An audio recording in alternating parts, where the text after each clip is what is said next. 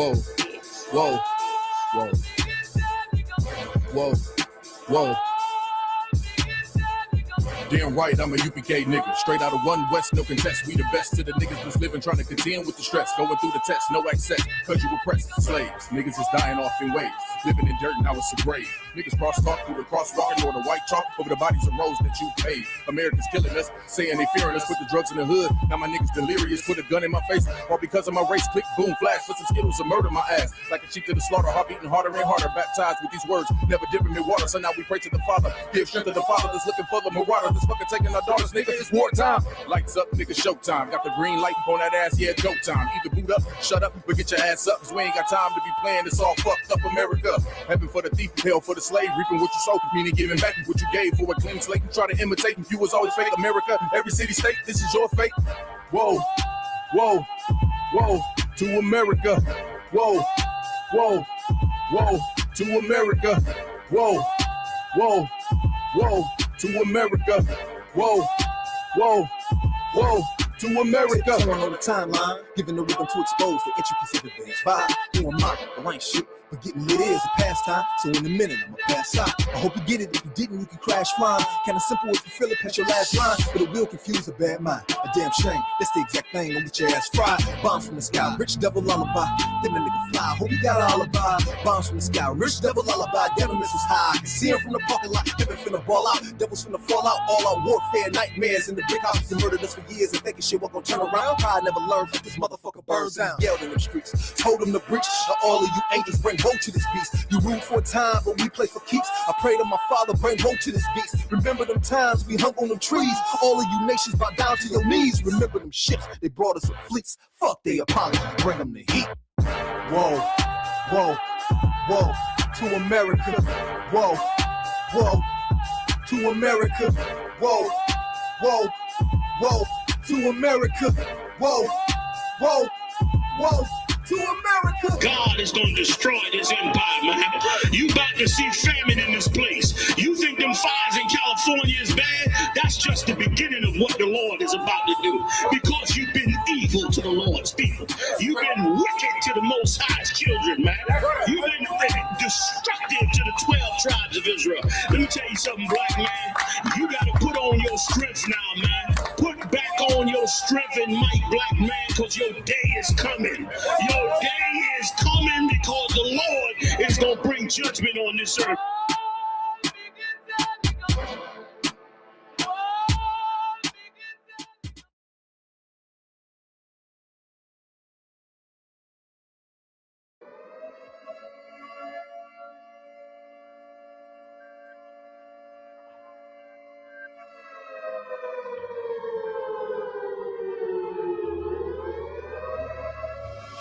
You want World War III to come, nigga? You better pray for it. Pray for it. You want the white man kingdom to fall, nigga? You better pray for it. Pray for it. You want the Christian church to burn, my nigga? You better pray for it. Pray for it. You want Jesus Christ to return, my nigga? You better pray for it. Pray for it. Pray for it. Pray for it. Pray for it. Pray for it. Pray for it. You want World War III to come, my nigga? You better pray for it. Pray for it. You want the white man kingdom to fall, my nigga? You better pray for it. Pray for it. You want the Christian church to burn, my nigga? You better pray for it. Pray for it. You want Jesus Christ to return, my nigga? You better pray for it. Pray for it. Pray for it. Pray for it.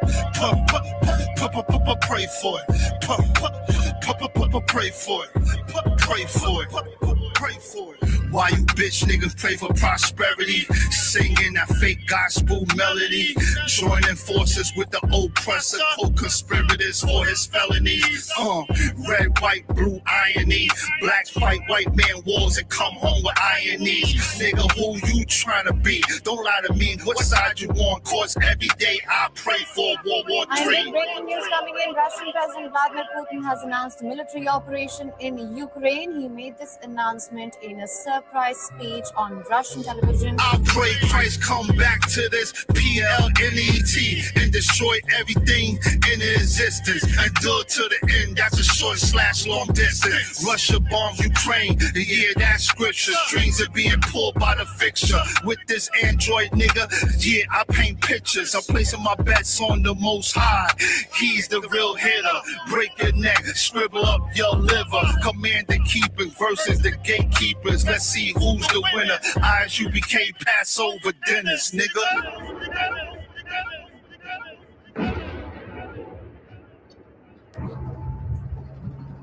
It's hot in the winter. World War III has to happen. Just like Christ has to come back to kill sinners, nigga.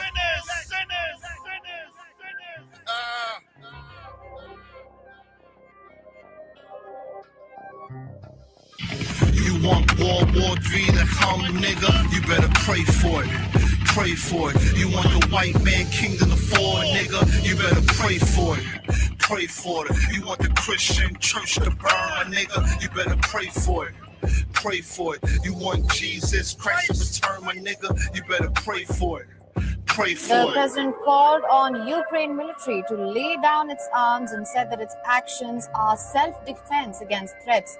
He further blamed all responsibility for bloodshed on the Ukraine regime, saying that efforts to negotiate with NATO were in vain, and said that Russia has been trying for 30 years to negotiate. In big breaking news, once again, I'm reiterating, in big breaking news just coming in, President Vladimir Putin has announced military operation in Ukraine.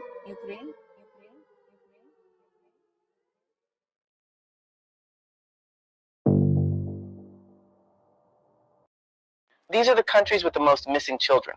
Pay close attention and check where your country appears on this list, because sometimes we scroll past headlines like this without.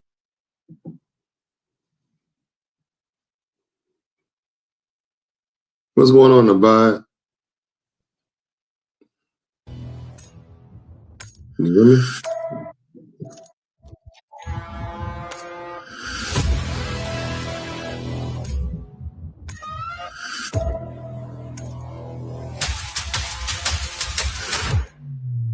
The I.S.U.P.K. under Commanding General Yahanna presents the official itinerary for the 57th Annual Lord's Passover. Kickoff.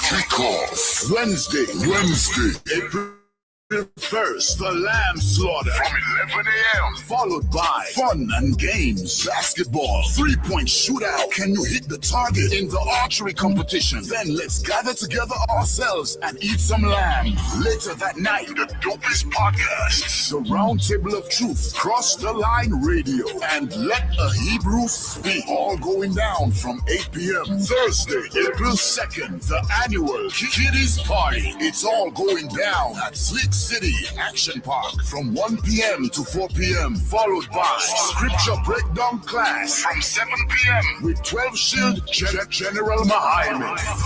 Friday, April 3rd from 8 p.m. the all-black party. You know how we get down. It's all going down at the BH Ranch, Houston, Texas. Saturday from 1 to 4 p.m. we will be hosting a brunch. Then the moment we've been waiting for all year from 5 p.m. sharp, April 4th, the Lord's 57th Annual Passover, followed by the Feast of Unleavened Bread. Sunday, April 5th from 7 p.m. The Passover and Feast of Unleavened Bread goes hand in hand, so don't miss it. Make your reservations, book your flights and hotels now. An entire week of activities for only $200. Go to ISUPK.com, pay your Passover fee now. Shalom.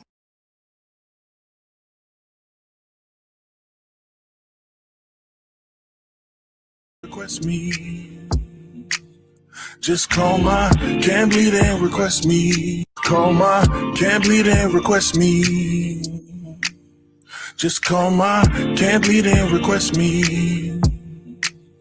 Just call my Can't Bleed and request me. Call my Can't Bleed and request me. Just call my. From a spark to a flame, it burns bright. Like the feeling Shalom, YAHAWASHI. So, news just in. Costly Array will be the official corsage vendor for the Lord's 57th annual Passover this year and hopefully to continue in the future. So I thought I would show you mine. I've got mine on the gold setting with the red rose. Obviously, the red rose is for married sisters, and this is to let everybody in the room know that you are very much off limits. They also come in the white rose like this, and then there's a few other variations of the red rose. And yeah, I also got mine a little bit customized. I added a K for my husband's initial, but I absolutely love this piece. Like, I wear this piece when it's not the Passover, like. So yeah, I love this down. Obviously, if you want custom orders, if you want to add initials or anything extra like that, you will need to get your order in early. I'm talking like today early. But yeah, see you guys at the Lord's 57th annual Passover. Shalom. From a spark to a flame, it burns bright. Like the feeling when you finally got my name right. Like a star in the dark, you provide light. Yeah, this could turn into something if we...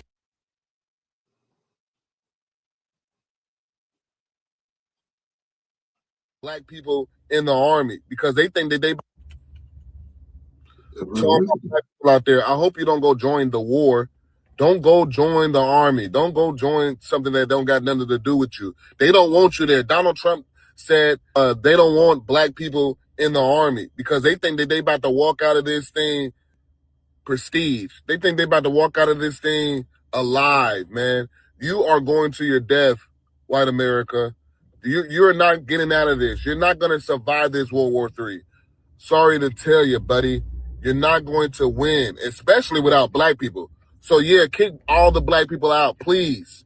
I know that they want to fight for you. I know that they're a homeborn slave, but just kick them out. Let them know that their service is no longer needed. And let me tell you black people something, man. God is trying to tell you, don't go into the army. He's trying to tell you, get out of her. Just like Revelation 18:4 said, get out of her, my people. Be not partakers of her sins, man. The Lord trying to deal with the white man and all the other nations that had a hand in our demise. You better not.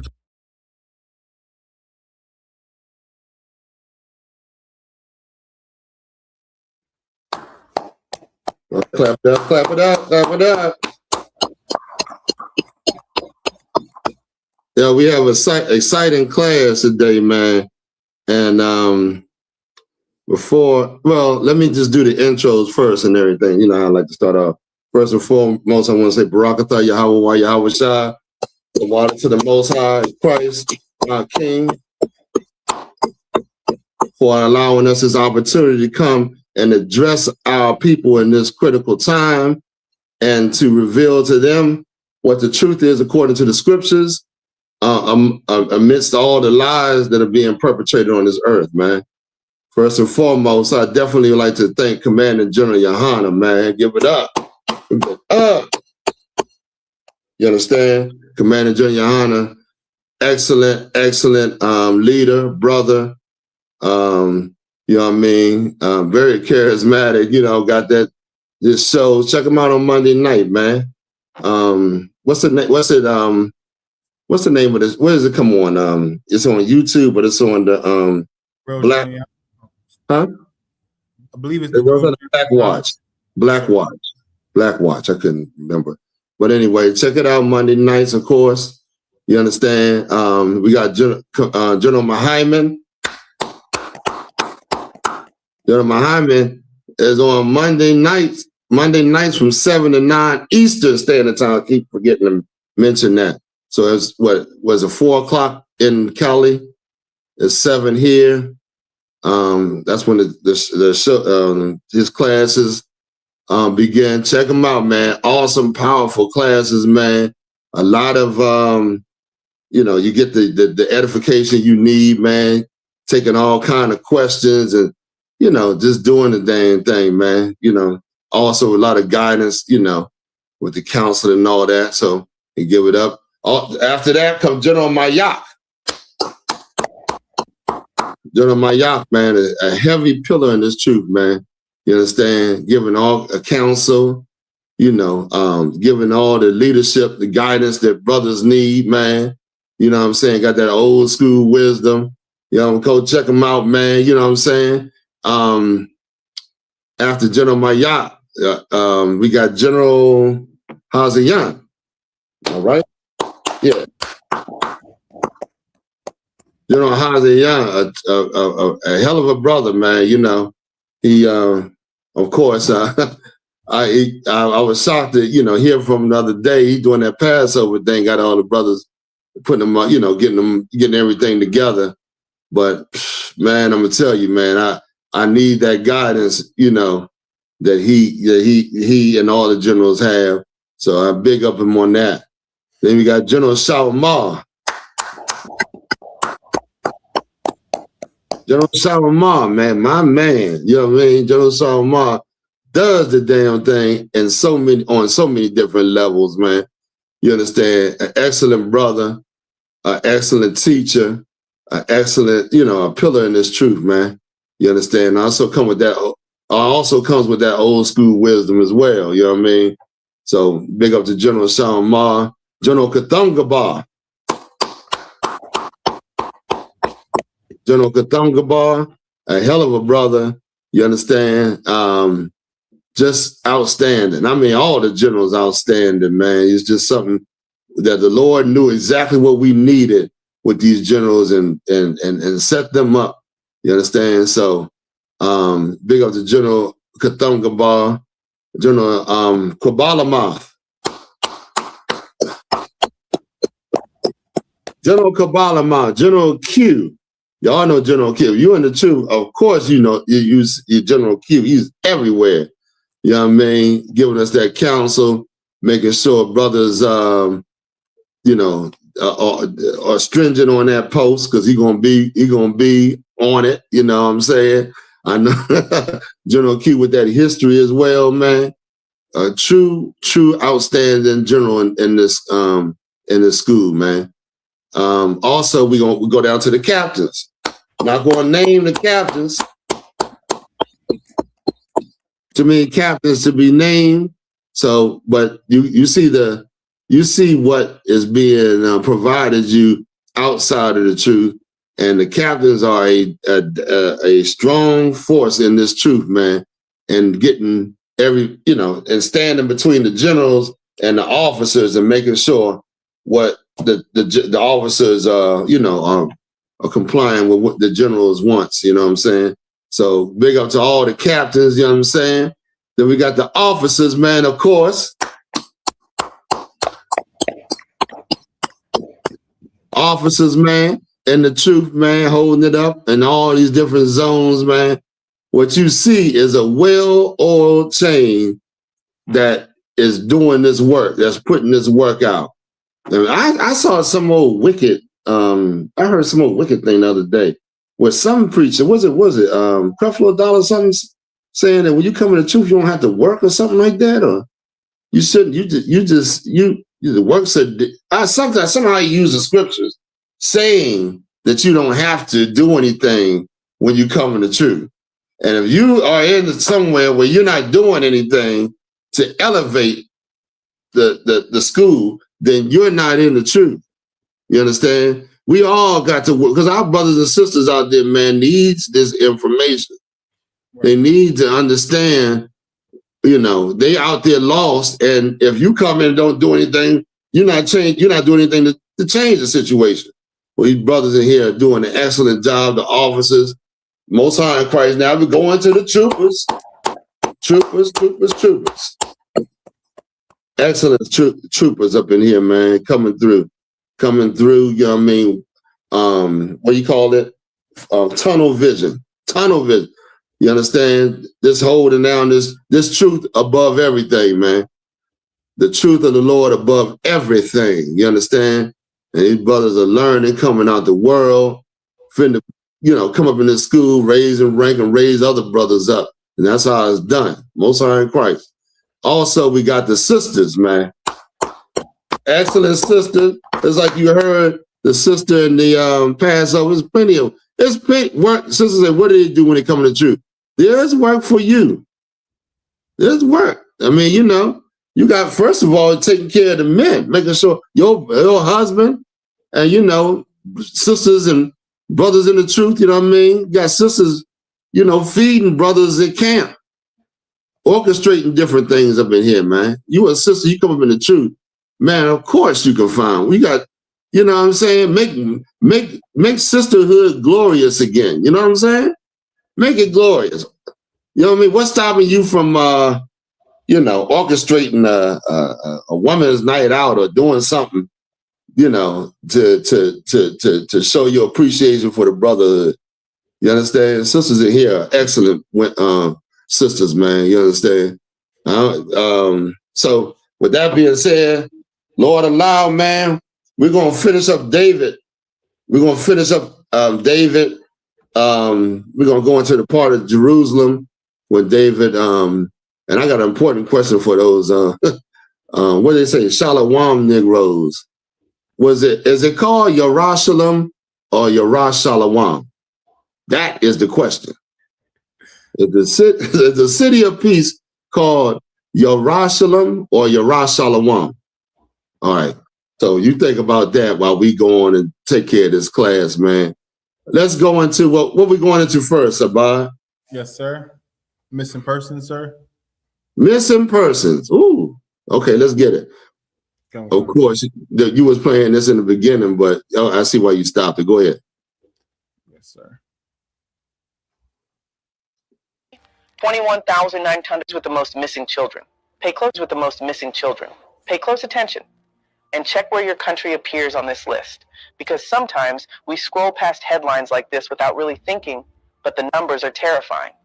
Countries with the most missing children: Italy, 21,951 missing children each year. South Korea, 25,690 to missing children each year. Russia, 45,000 missing children each year. Canada, 45,288 missing children each year. India, 96,000 missing children each year. Germany, 100,000 missing children each year. United Kingdom, 112,035 missing children each year. United States, 460,000 missing children each year, with 2,300 children going missing every day. What do you think is actually causing all these disappearances? Are these kids running away? Or is something far more disturbing happening behind the scenes? Are they being kidnapped? Are they being trafficked? Are there secret groups operating in the shadows, using these children for things the world doesn't want to talk about? Why do so many cases never get solved? Why do some countries have higher numbers than others? And most importantly, why aren't we seeing global outrage on the same level as other issues? That's what I want to understand. The scripture said, the Lord then poured out a deep sleep upon you. Your seers, your rulers, Black people and Latino seers and rulers, they don't see. They don't understand what's going on. They have no way for you to walk therein. They don't understand the scriptures, man. If I could, there's a little sidebar. One of the places I traveled this week, man. There's this preacher that I talked to. He's a preacher too, that I talked to, and somehow we was discussing things, and it got up on Ruth. It got on Ruth, and we were talking about.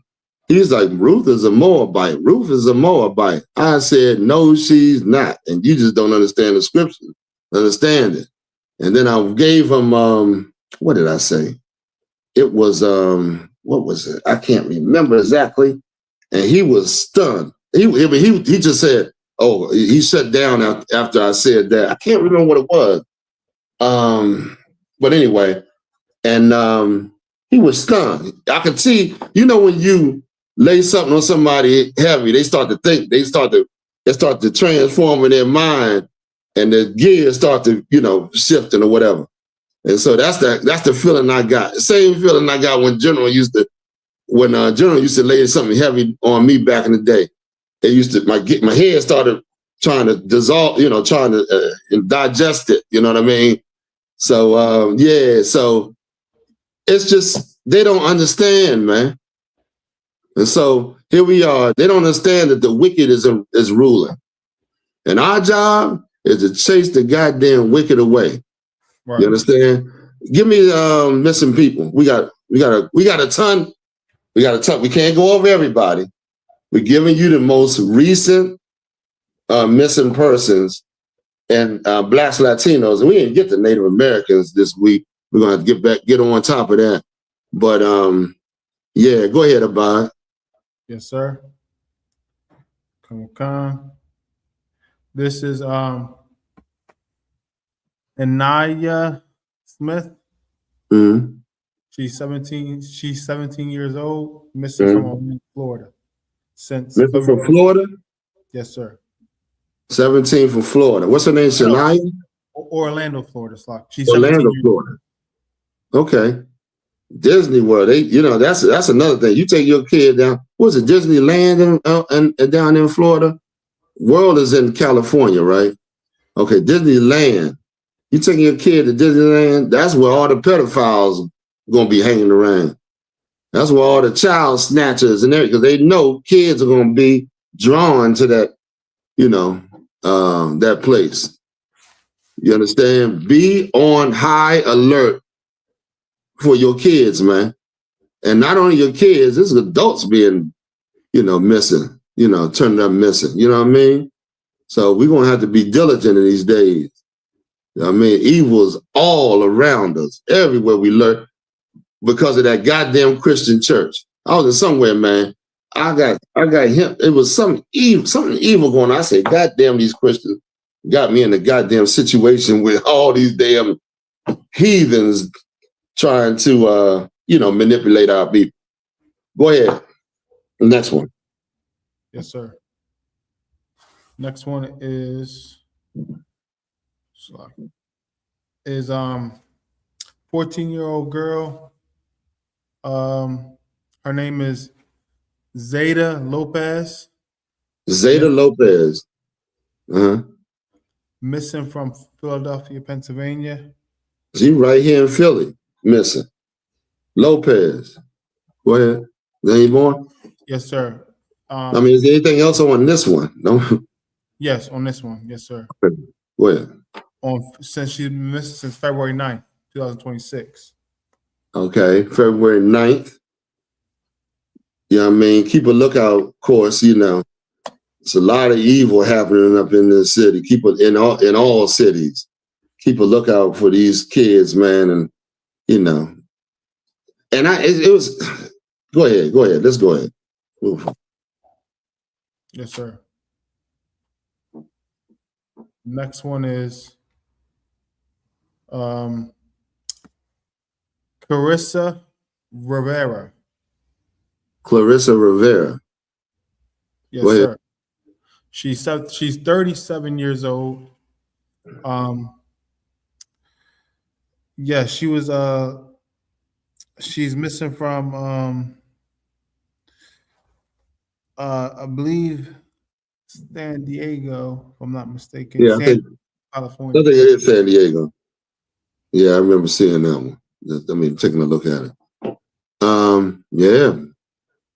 I just said, even adults is getting, being whatever's going on. Can you imagine? And let me just add this: every city that the sister was talking about missing kids in, all ruled by your oppressor, the wicked, that the Bible speaks of. Right. You understand? So go ahead. Let's go ahead. Yes, sir. 37 for San Diego. And the next one is, yes, real quick. Yuan Duran Lopez. Rodriguez, Go ahead. Yuan Rodriguez, right? Yes, sir. Okay. Missing from where? He's 21 years old. 21. He's missing from Philadelphia. Philadelphia? Okay. We got quite a few missing people in this city. And y'all, just to let y'all know, it's way more than what we putting down. We just trying to put down a few of the current ones so that maybe, somebody could, somebody will, notice it. It can be a situation and get a brother or sister a hand. You understand? Call and let them know, hey, I seen such and such. You know what I mean? Go ahead. Last seen missing from February 26, 2026. Okay. All right. So that's Juan Rodriguez? Yeah. Juan Duran Rodriguez. Okay. All right. Put these on. Go ahead. Yes, sir. This one. Urgent. 17-year-old Caitlin Reeder is missing from Palmerton. She was last seen March 4th. Look closely at these photos. If you've seen her, call Palmerton Police or 911 immediately. Urgent. That must be an endangered sister right there. They put the alert like that out. Must mean very urgent. She's in big trouble. Yeah, it didn't say where. I don't know where that's at. Where is that at? Palmerton. Yeah, Pennsylvania, sir. That's in Pennsylvania? Okay. I've never heard of that one. Okay. All right, let's go next. Yes, sir. Now we are in the invention, sir. Okay, let's go to inventions. Let's get three inventions. Three inventions? Mm-hmm. Yes, sir. I have 4 if you want 4. You have 4 total? 4 total, yes, sir. Okay, let's go ahead. Let's do those. Come. Yes, sir. I told you, black people that invented everything. Blacks and Latinos invented everything, man. To be on the bottom of society is an outrage in itself, man. Considering, and it should let you know that they are definitely looking to oppress and destroy our nation, man. You know, through the lies and all the other things that prop up this nation. As the truth is being exposed, it is bringing down this kingdom. It's bringing it down. You understand? Thanks be to the Lord, man. You understand what the I.S.U.P.K is doing is outstanding work. Go ahead. Yes, sir. Before virtual imaging, there was before 3D movies. Before virtual imaging, there was Valerie Thomas. Yes, sir. Before 3D movies, before virtual imaging, there was Valerie Thomas, a NASA scientist who invented the illusion transmitter, technology that changed how we see images in space, medicine, and media. She broke barriers in STEM, proving brilliance has no gender or color. Her work still shapes the future today. Before 3D... I didn't even heard of this sister right here. Brilliant blacks and Latinos. What happened to the one that's supposed to be the hockey? Hockey? Yes, sir. Yeah, bring that one up. You know, black people invented hockey, right? I know y'all know that. Y'all should know. The slaves that, well, we're going to talk about it right here. But this sister right here, brilliant sister. Brilliant. Gave white people the ability to do this and yet are not recognized. If you don't dig this information out, you'll never know. You'll be walking around in ignorance, thinking that white people invented every goddamn thing. Go ahead. Yes, sir. Pulling up right now. Come. You want the picture first. Come. Yeah, put the picture up. Read that real quick. Yes, sir.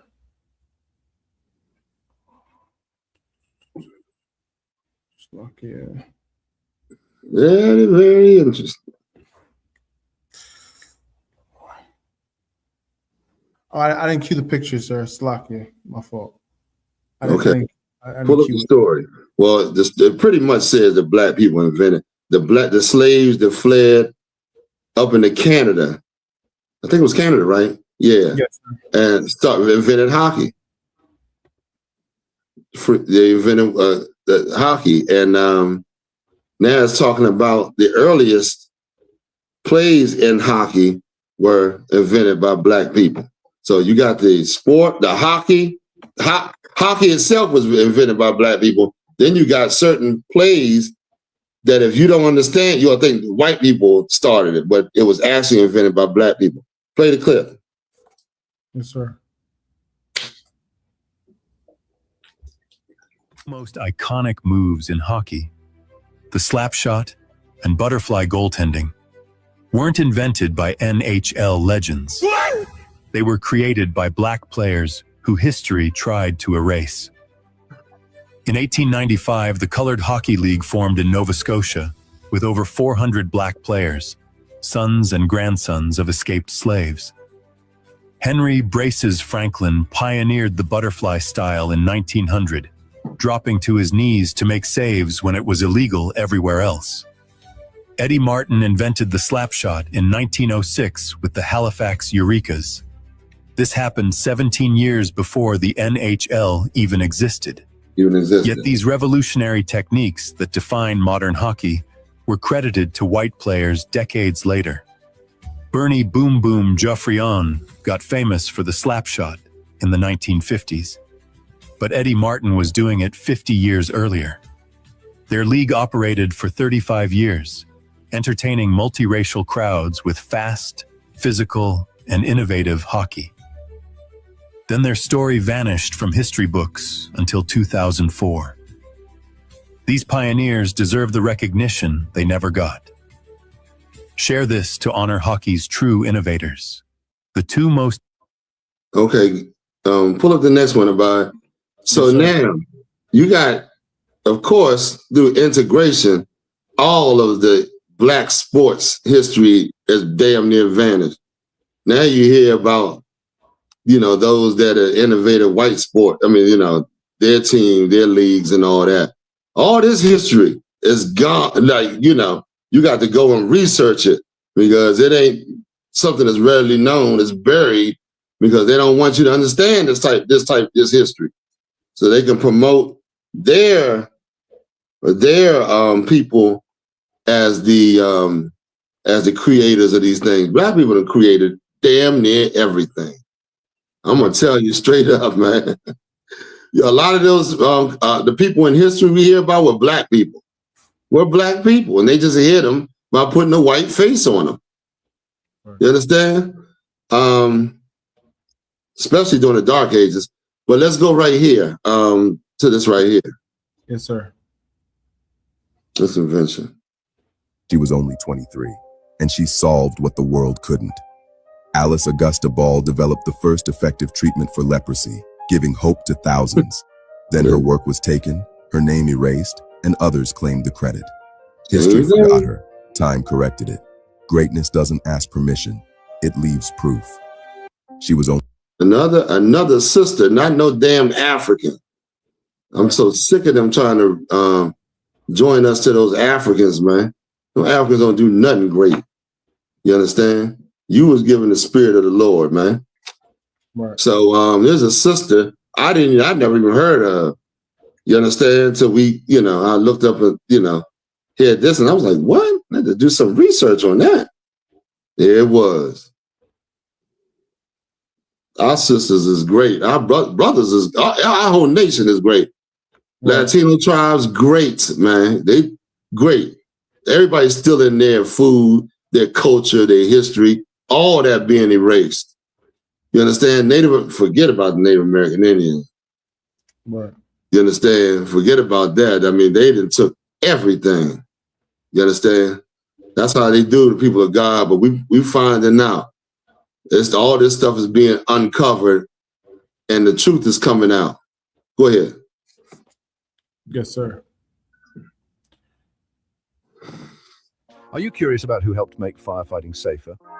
Let's uncover the story of Thomas J. Martin and his game-changing invention. Born on May 29, 1842, Thomas Jefferson Martin, an African-American inventor, made history on March 26, 1872. On this day, Martin was granted a patent for his innovative version of the fire extinguisher. His invention, listed under patent number 125,063, was an improvement on earlier models. Unlike the wall-mounted extinguishers we see today, Martin's design involved pipes and valves. Picture this: a fire extinguisher connected to a reservoir of water, ready to spray down burning flames. It was practical. It was revolutionary. Martin's contribution to fire safety is often overlooked, but his ingenuity made a significant impact. Next time you see a fire extinguisher, remember Thomas J. Martin, a name worth knowing. Stay curious, history buffs. There's always more to discover. All right. So there you have it. There we have. Any questions? Of course, if you got any questions, just type them in. Anything that's on your mind, whatever, we can go into it. You know what I mean? So let's hit the stories right now before we go into the topic. Oh, here it is, right here. We're going to go into this story because the sisters have a very big problem with hair. And it's basically related to the people that's our oppressors being in rulership and, dictating to our people the beauty standards that's accepted. I see a few comments about. Let me have a few of them. Yes, sir. Yes, sir. 3 sisters were saluting you, sir. Hey, shalom, sis. YAHAWASHI. Who was that, Pre? Yes, we had. No, I mean, who was the one that was? Okay, the name. Give me the names. Yes, sir. Yes, it was Ahawaba. Okay, Ahawaba. Yes, sir. From South Carolina. Okay. Maya from Texas, and Nazama. Okay. Nazama. Okay, shalom, sis. All right, I'm glad y'all in the class. The water for joining this class, man. You know what I mean? What else? What was there any more comments or anything? Further up, there are some more brothers saluting you as well, sir. That was just okay. That was just a third to the brothers. You know what I mean? Okay, let's go ahead. Now, right here. Let me explain. Right here, I was staying with beauty standards. All up in North, Central, and South America, we have our standards of beauty is linked to European what the European standards. You understand? And the Christian church worship, the Roman Catholic Church, all of it is linked to that. You understand? Our women compare themselves to, white women and the women that this place says are beautiful, which is insanity, because it does something in retrospect. It makes you think of yourself as ugly or, not that you hate yourself and the people that look like you. So let's go into it. See what we got. So I have to ask you guys, do you believe that there is a such thing as good hair? Absolutely. I have the best hair in Atlanta. I have the white girl flow, and my hair does this. You have the what? The white girl flow. The white girl flow? Yes. Okay, explain to me what the white girl flow is. Everybody's like, oh my God, did you just say that? Yeah, I could do this. And like a lot of black girls just can't do that with their hair. And they honestly just can't because they don't have good quality hair. And I do. Okay. And Akia, what do you have to say about the white girl flow? I think I've never heard that before, actually. I wouldn't put it like that per se, but we do stay in a Eurocentric lifestyle. We've been in America, even though we came here unwillingly, we're here now and we've adapted to this way and we're accustomed. And I think that it's more professional. It looks better when you look at it. Oh my God. The appearances in we have come coarse so or long, kinky or so matted. far, The term nappy hair is always a term of contempt. So no one was ever saying you got nappy hair by saying you got good hair. So I technically do think that nappy hair would be considered a bad grade of hair. Okay, but you guys are talking about, there's a difference. And I think We've it's adopted the very, very, very Eurocentric important, mindset especially for is our audience very at home, the clear women that are because not black, we're to what? understand the different types of hair. Right. Because, Shay, you straighten your hair Ew. chemically? Yes. I wonder Okay, if she so cringes naturally your hair watching this is back. Very nappy. like how mine is right now. Like I braided my hair natural, so it's really kinky. curly and coarse. Yeah. Okay, so but you straighten your hair. Yeah. So is that good hair to you, or is that nappy hair straightened? It's amazing hair to me with my hair straight. Speaking for a person who has hair, I think that my hair is more matted and coarse and kinky. I have a kitchen in the back, what Black women like to call kitchens, because it's real coarse. It looks like a scoring pad. Women with more loosely coiled hair. Tyra, like I think that you have. My hair's not loosely coiled. My hair would never lay down like that. Listen, with some gel and a toothbrush. Right, I had to use mad chemical. Exactly, I had to use mad chemical. And just Tyra didn't get her hair washed and conditioned, braided down. I think it's more manageable with hair that's less loosely coiled. Why does your hair have to lay down? That's the question. Exactly. Why do you have to have a hairstyle that's laying down? That's just like straightening anyway. Well, why do I have to have an afro to technically define me as being Black? I think that I'm Black, and I think that I'm a strong Black woman. And in today's society, I think that straight hair is just more acceptable. You don't have to have an afro to be a strong Black woman, but you have to not hate on what you really are to be a strong Black woman. Your natural state. I'm American. You're an American. American has nothing to do with hair. Right. We have put this on ourselves. We have made ourselves hate the texture of our hair. We have let other people. I don't hate the texture of my hair, but coming from the African and my African descent, when we came into this country, we didn't have African combs to comb our hair with, so we had to adapt. Having kinky hair was an evolutionary adaptation in Africa. We got kinky hair. You don't have to have a comb to comb your hair. There are other ways to style your hair. The problem with Black women is we have to learn how to style and treat our natural hair and stop trying to conform to something that is not natural and is unhealthy for our hair. Which takes a lot of preparation. My hair is very healthy. How long is this? We have about we at the 3-minute mark. There's approximately like 4 minutes and 30 seconds in it. Oh, the whole thing is 4 minutes and 30 seconds? And we at the 3-minute mark, sir. Okay, go ahead. Play it. You might as well play the little minute left. Come on.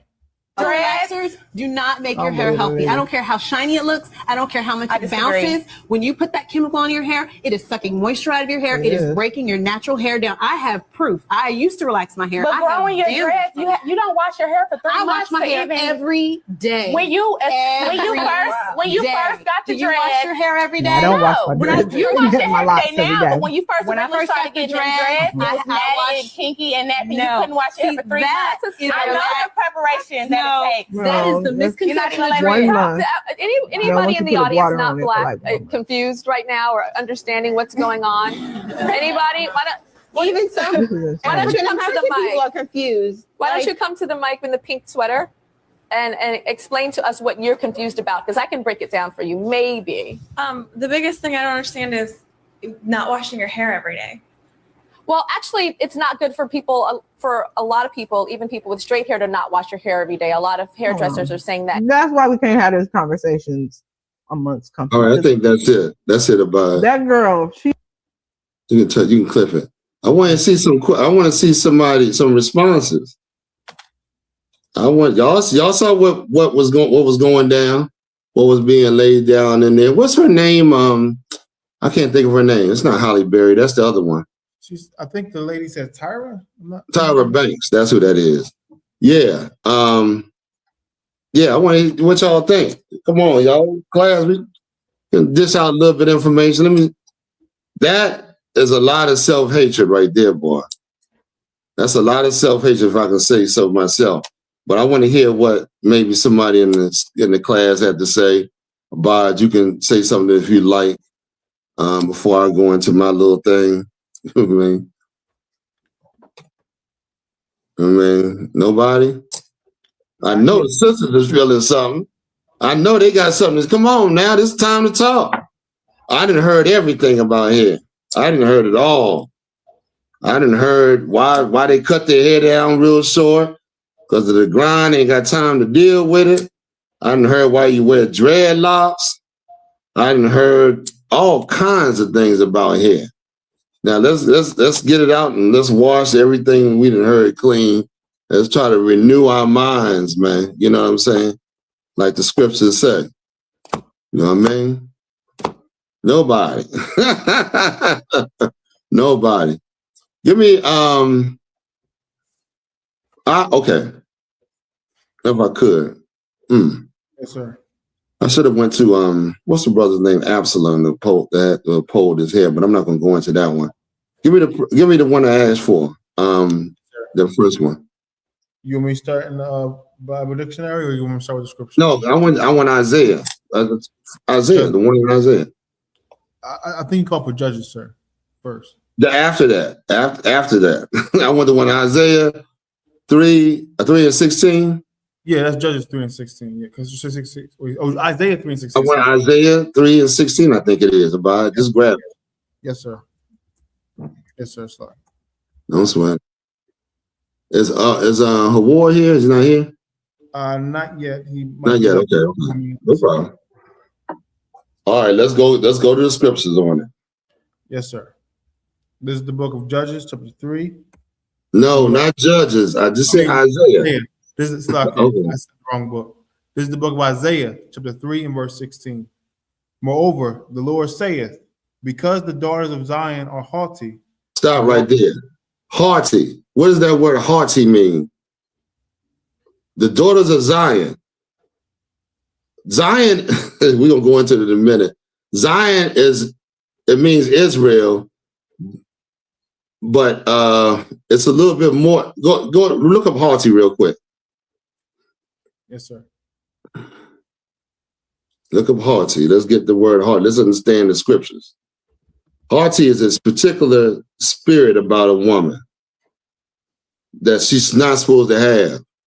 And the Lord is showing you our women that are in that spirit, man, are the ones getting plagued the most. Did you get it? Yes, sir. Okay. Haughty. Read that for me. Yes, sir. Haughty, arrogantly superior and disdainful. You are not humble in your doings, in the things of the Lord. You think you have to do. A lot of women think if they're not in charge of doing things, then they can't get with it. You have a haughty spirit. That's why you go through the things you're going through most of the time. Can't find a good man. Can't find this. Can't find that. No, it's you. You're the problem. Now read it from the top again. Yes, sir. It's right here in the Bible. The prophet Isaiah said this in the Old Testament. Read it again. Yes, sir. This is the book of Isaiah, chapter 3 and verse 16. Mm-hmm. Moreover, the Lord saith, because the daughters of Zion are haughty and walk with stretched forth necks and wanton eyes. What does it mean to stretch forth necks? What are blacks and Latino women doing that the Lord does not like?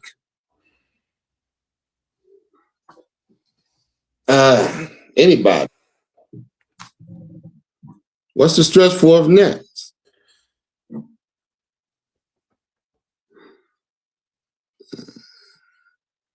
What? Go ahead, Abad.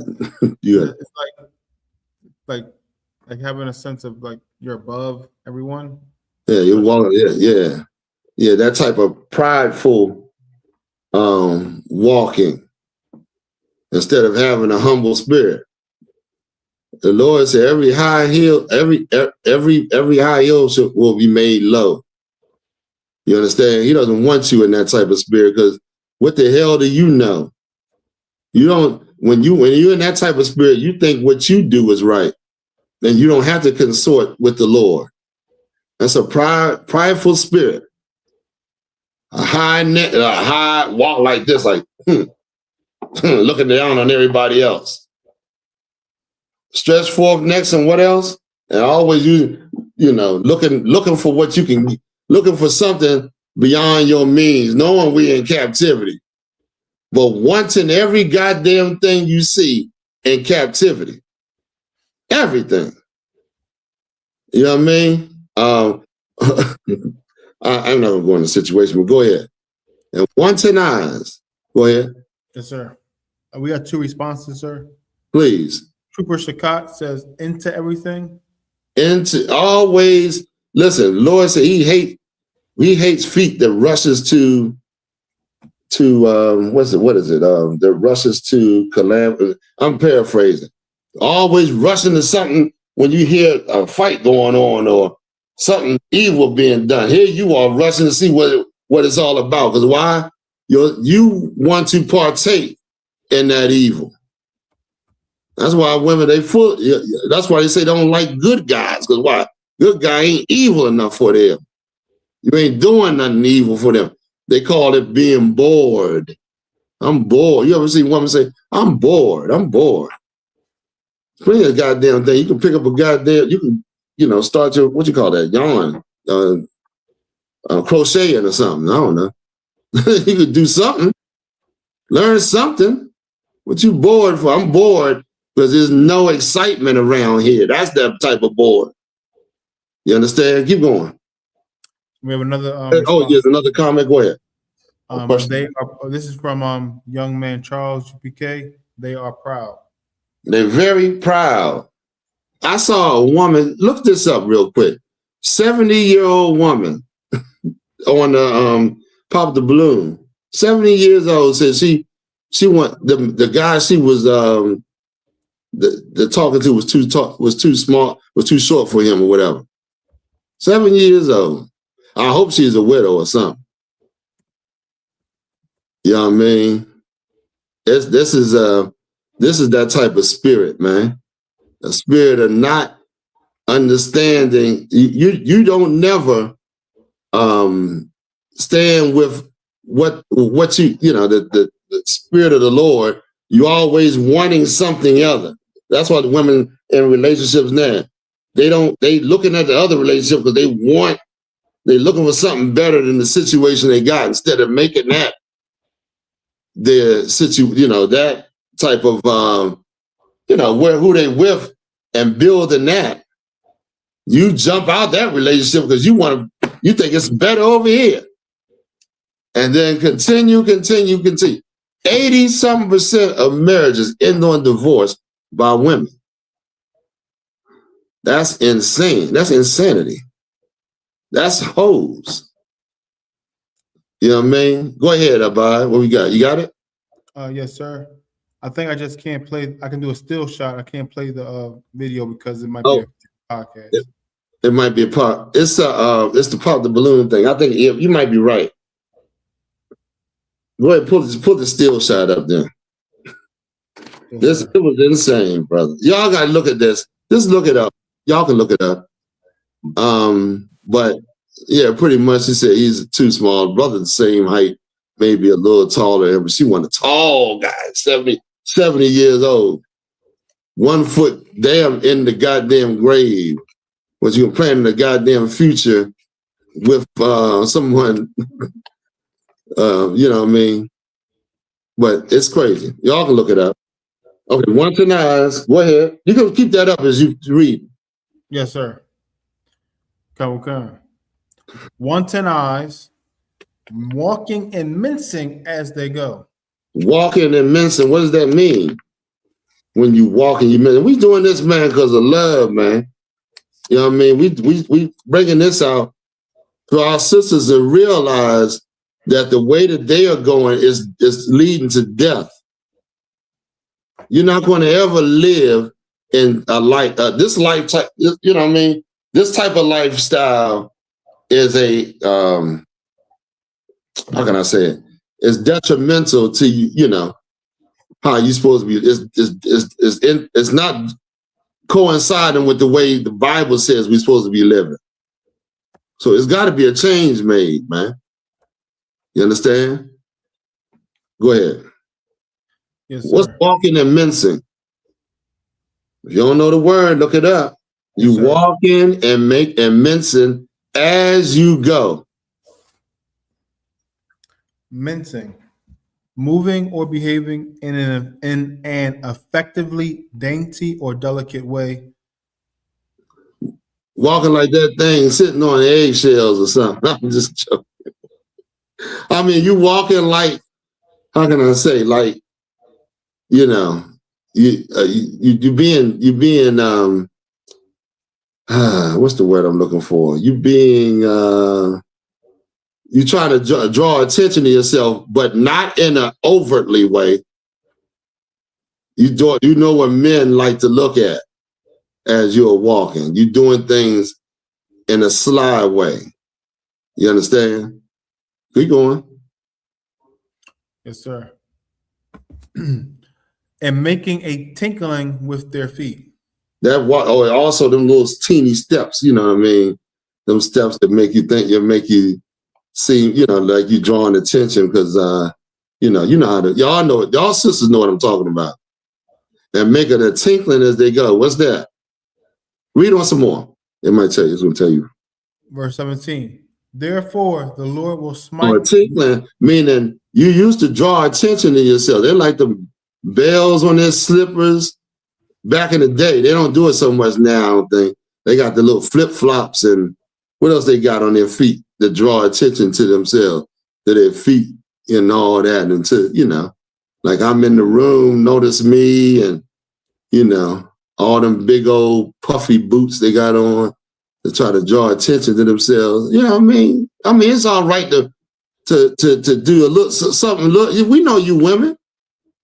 We know you women. And let me tell you something else. A woman that knows how to present herself is a much more attractive than somebody that's always trying to draw themselves to something nasty.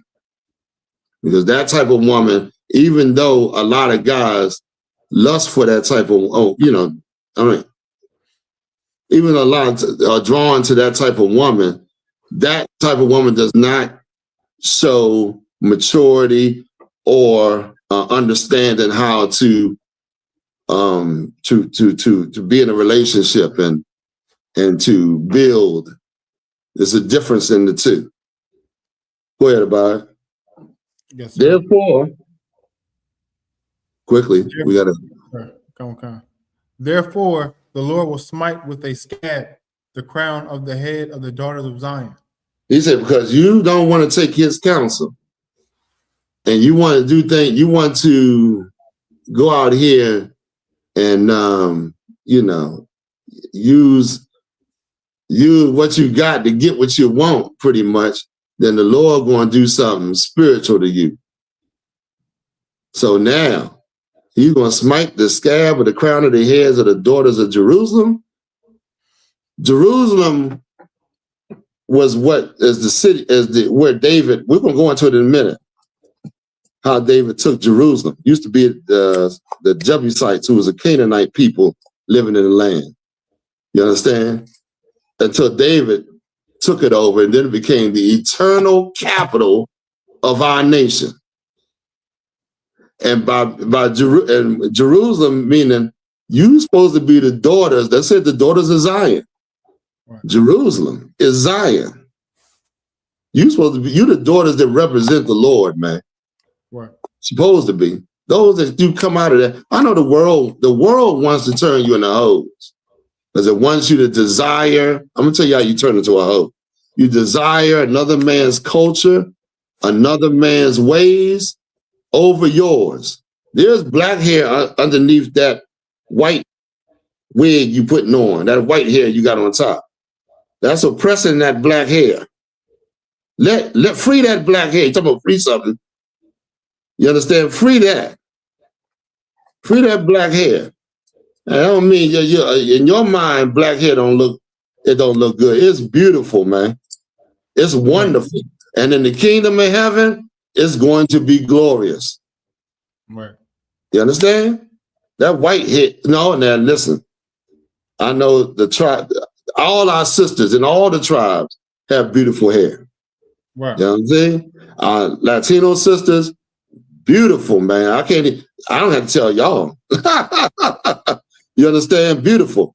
Our Gadite sisters, Native American sisters, beautiful, glorious. That God made you to be beautiful in your own way, man. Right. Not in another man's direction. You understand? Go ahead. I was saying, and that's what makes you hate yourself, and then, of course, hate the man that you with, because he's a representation of yourself. That's why you can't stay in the marriages. That's why you can't, stay in anything that deals with couple, because you got to remove the white man. You got to remove you right now, you don't believe you can be married without the white man. That's insanity to me. Because we was getting married back in the time of King David. White man wasn't in. You understand? So, and all through history, we got married. Don't think we got married. The only time we had weddings was when the Greeks appeared. When the Greeks appeared, we had marriages. That's crazy. That's insane. The Lord set up marriage. You understand? Right. Okay, go ahead, Abad. Let's get some more. Yes, sir. Anybody got any questions? They want to say anything? Let's do it. Because this demon got to be fought. This demon wants you to take on the things of your oppressor so that you will deny yourself and your people, you understand? And cater to him and his people. You know what I mean? Go ahead. Yes, sir. Oh, also this demon wants you to attack your people. That's how you know it's a demon, because it attacks the thing of God, the things of God. You know what I mean? Go ahead. And the Lord will discover their secret parts. What's that? Discover your secret parts. Anybody want to take a stab at it? Please. Don't let me talk all day. What's discovering their secret? What's their secret part? All right. I'm going to go ahead and tell you for time's sake, because I got to get into the story. Because they have stretched forth necks, proud as hell, and wanting every goddamn thing they see in this empire, they're going to be out here being hoes. They're going to be the hoes all over the place, on the internet, on the TV, on, whatever. Because of that right there. Right. You understand? The Lord going to discover your secret parts. What does that mean? What is he saying? Because if you're not obeying him or doing the things you're supposed to do, he could protect. The Lord he's the Almighty. The Lord makes women. I ain't worried about no women. The Lord makes women. You understand? And the Lord will discover your secret parts to get you out here doing all kind of manner of evil. It's supposed to get you to turn back to the Lord, because you're being punished for the evil that you do. Supposed to say, oh man, why am I going through all this? Where is the Lord? And make you turn from your evil ways. But some of our sisters go deeper and deeper into their evil ways, trying to get out of this situation, if you know what I mean. Go ahead. Okay. Keep going with Isaiah, sir. Say it again. Keep going with Isaiah. Yeah, please keep going. Yes, sir. Verse 18. And in that day, the Lord will take away the bravery of their tinkling ornaments about their feet. What's that? What's the bravery of their tinkling ornaments about their feet? Why does the Lord say go ahead, Abide. Let me see if you get it. Is it like their pockets for their jewelry? They said about their feet. Oh. I was thinking about the tinkling ornaments. The things that they use, some our sisters used to wear, and there's no problem with wearing it. Them little ankle jewelry, things on their feet to draw that draw attention to their feet and all, to make them more desirable. I guess you could call it where you're decking yourself. But you're not decking yourself with righteousness. You're decking yourself to draw attention. A woman that likes to draw attention, a lot of attention from men, is in a whore mindset. She got to be more, what do you call it? What's the word I'm looking for? More, what's the word? The Paul said in the New Testament. Y'all bear with me on this. My mind is all over the place. But she got to be more humble. She got to be more, you know what I mean? Like, she got to recognize you as her head. She got to recognize that she's not living just for herself. She got to keep in mind of her father. Somebody say something about it? Somebody got a comment or something? Yes, sir. Please. Trooper Sakat said what they thought to do. Say it again. What they thought to do. I'm not. Shawataza Halak says shamefaced. Yeah, that's shamefaced. Absolutely. Go ahead. Somebody else say something? That was it. That was shamefaced. No, somebody. Oh, shamefaced. Okay. Absolutely, man. Meaning that's a wise sister. Y'all think sisters in that type of spirit is it's not aware of what's going on. You think that they don't have that worldly knowledge you think they should have. Those are wise sisters, man. Trust me. Those are sisters the Lord look down and the Lord will protect. Right. Give me the scripture. No, give me some more on this. I think it's a little bit more on this. Yes, sir. I want to hit it for him. Go ahead. And their calls and their round tires like the moon. That big old earring, y'all, especially back in the day. That black woman had them big hoop earrings up in there. In them ears, man. Someone would like the salt and pepper earring. Y'all know what I'm talking about. For y'all that know about salt and pepper. You know about salt and pepper, how it buy? I can't recall. You're too young now. You can't recall. Okay, all right. But y'all know what them old them earrings and sisters used to wear back in the day. Gold earrings. Them big old things to make them, Go ahead. The chains and the bracelets and the mufflers. That's what they use, man, to try to deck themselves real, to make themselves feel special when they ain't acting special. You know what I mean? Go ahead. That's it. There's a couple more. We got go. Is anything? Go ahead.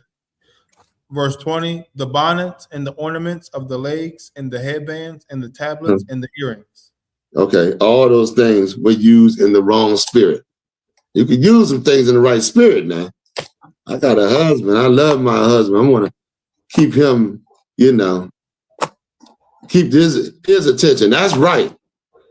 You know what I mean? All right, go to the one I pulled. Also, the hair thing I want to get into is what's the one I pulled? I can't remember. Yes, you pulled Judges 16 and 13. Yeah, Judges. And we're gonna look it up in the Bible on locks. A lot of times I see a lot of that growing. The sister that was listening to the show, that's why I wanted to get the one where she's in it. She's got locks. And that's not our custom. Locks or them dreads or the matted down hair is not our custom. We're gonna prove that to you right now. You understand? Go ahead, please. This is the book of Judges, the 16 and verse 13. You got to read it from the Bible dictionary first. Yes, sir. This is the Zondervan Compact Bible Dictionary. Locks. The braided locks. The what? The braided locks. The braided locks. That's what they call locks. Braids. Cornrows. You understand? Go ahead. Of the Nazarite Samson. Of the Nazarite Samson. So a lot of people look at Samson and look at locks and refer those to what the East Indians and the Africans are wearing because they believe that they're Africans. You know what I'm saying? So they wear the hairstyle of their culture, but it has nothing, we have nothing to do with the Africans or the East Indians. You understand? That was a culture. You got it in the dictionary? I mean, the Bible?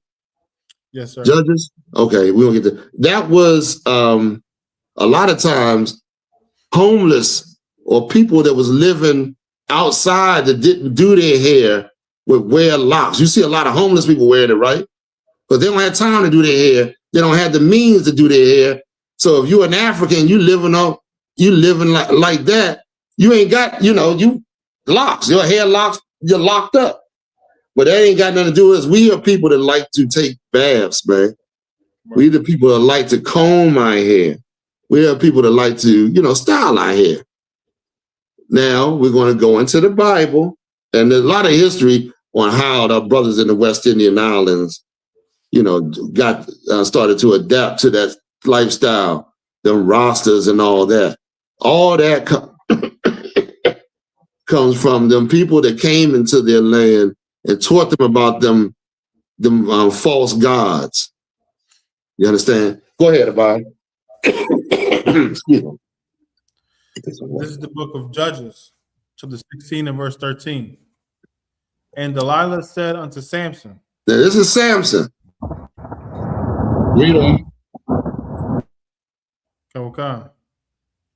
Go ahead. Hitherto thou hast mocked me and told me lies. Tell me, wherewith thou mightest be bound. And he said unto her, if thou weavest the 7 locks of my head with the So web. now it says one, it's part of there. It's another part in the scripture where he said he took the I think that is the weaving of the web, 7 locks of the web, meaning you weaving your hair. That's the lock. You can unlock your hair by unweaving it, and then you can lock it by weaving the strands together. Does it say read on? I think I'm gonna say it a little bit further. Hawar. Can you hear me? Yeah, but you're giving a lot of feedback. Could you okay, I put myself on mute, sir. Yeah. Go ahead. Yes, sir. Verse 14. And she fastened it with the pen and said unto him, no, give me what your part I'm looking for. You got, I think it's in, is that it? Did we read it? No, you want me to read it again? Read the script. I think it was like 19 or something like that, or 6. I can't remember. Yes, sir. Verse 19. And she made him sleep upon her knees, and she called for a man, and she caused him to shave off the 7 locks of his head. Oh, no, that wasn't it. Okay, but anyway, y'all get the idea. We were the weaving and locks. And give me the 3-chord the other one, the other precept. We're gonna move on. We got a few stories. My goodness, you running behind. This is the book of Ecclesiastes, chapter 4 and verse 12. And if one prevail against him, 2 shall withstand him, and if 3 one prevail against him, one man, you overcome him. But if you got 2 brothers, what the Lord say? 2 shall withstand him. You can withstand a conflict. You go back to back, and whatever come in front of you, you deal with. Read on. And a 3-fold cord is not quickly broken. What is the Lord talking about right there? That 3-4 cord, meaning it's talking about brothers in there, brothers that stick together, brothers coming together. And it's also talking about that hair, how your hair, we represent that brotherhood with that 3-4 cord, man. You understand? We don't have a custom of dreads, man. That's why people, I hate to say it, but majority of the time, people with dreadlocks, man, don't show brotherhood. You ain't got that brotherhood. You think you have brotherhood with other people that have locks, but when you'll really find out it's not what you think it is, man. You got to obey the Lord, man. We can't take the heathen's custom into our kingdom and think we're gonna represent Christ and our nation. That's why when them Ethiopians and what was heavy, when they came, and this is where the goddamn a lot of brothers found the Ethiopian bull crap, that roster. They came to our land when that Sheba came. She saw how we was operating, and she said the servants look like princesses. I'm paraphrasing. The servants of this kingdom look like princesses, and they're she looked at their head. She took certain of our custom back to our people, her people, and one of them was them braids. A lot of Ethiopians be sporting them braids because a lot of times we don't understand. It comes back from them seeing us sporting them braids and how we used to rock our gear and all that. You understand? So I want to bring that out, man, to kind of edify. If anybody got any questions, please type it in. You understand? We can go into history another time on how our brothers in the West Indian Islands, started to follow that, of course. And that's another form of what? Hating your hair. That's what it is. You understand? All right, let's go on to the next story. Yes, sir.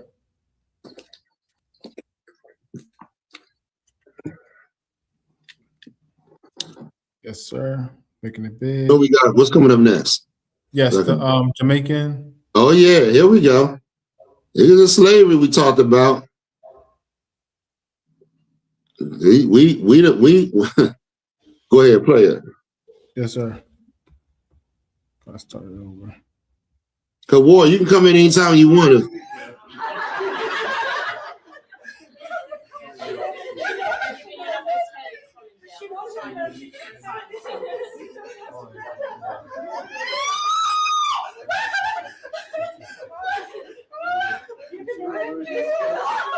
Yeah. Oh, yeah.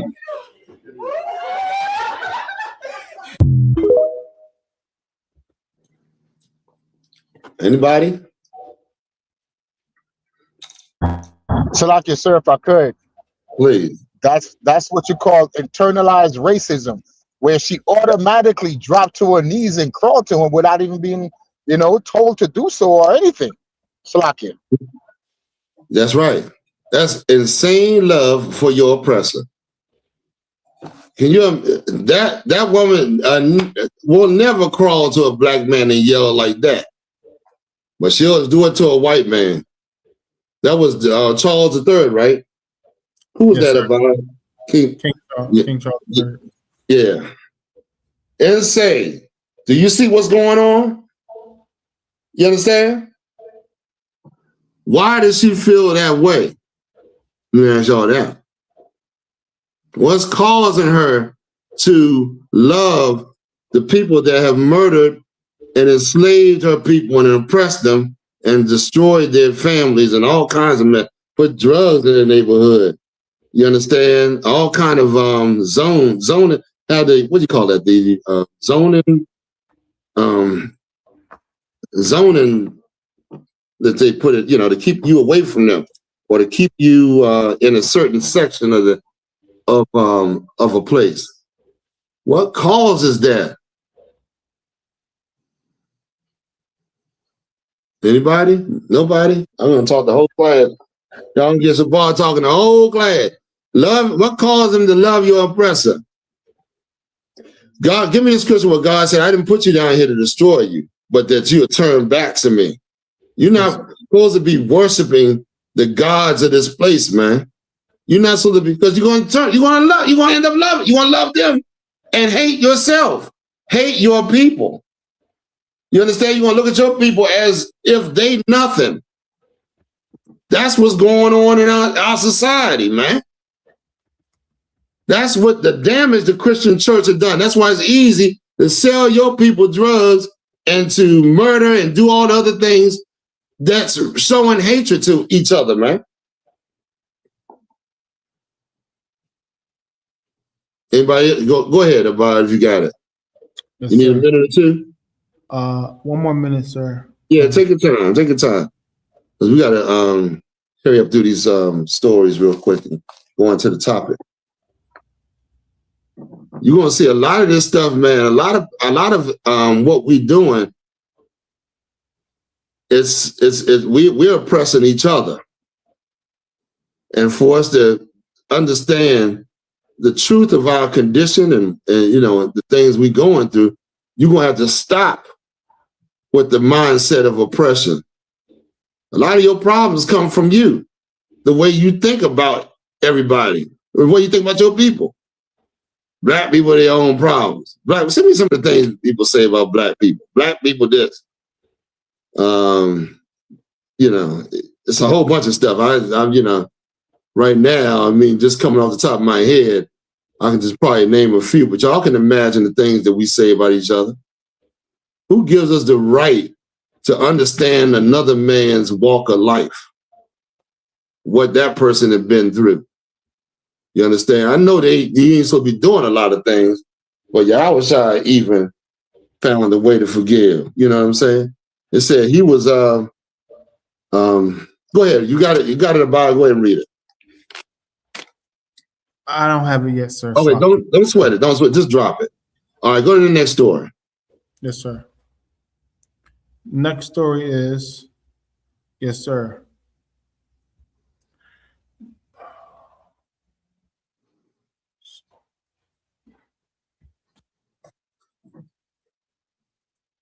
Come. Yeah, so that's what. Go ahead. That's an ass. Slap. That's an ass. Can you put it up big? Much more than Yes, a sir. insurance company. It's an ass, sir. Slap. Okay, no sweat. So yeah, that sister right there, man, was she was way off, she's way off the deep end. You can't, you know, there's a lot of our people are gone, you know. All right.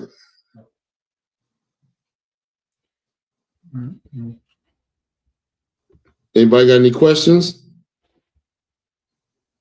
I'm about to go into Jerusalem, man. Y'all, this is gonna take a minute. How many stories we got about it? We got like 3 more after this one, sir. Okay, let's put a little speed on so we can Yes, sir. get, it's a little pressing, but Slovakia. My computer just froze on me, sir. Slovakia. okay, all right.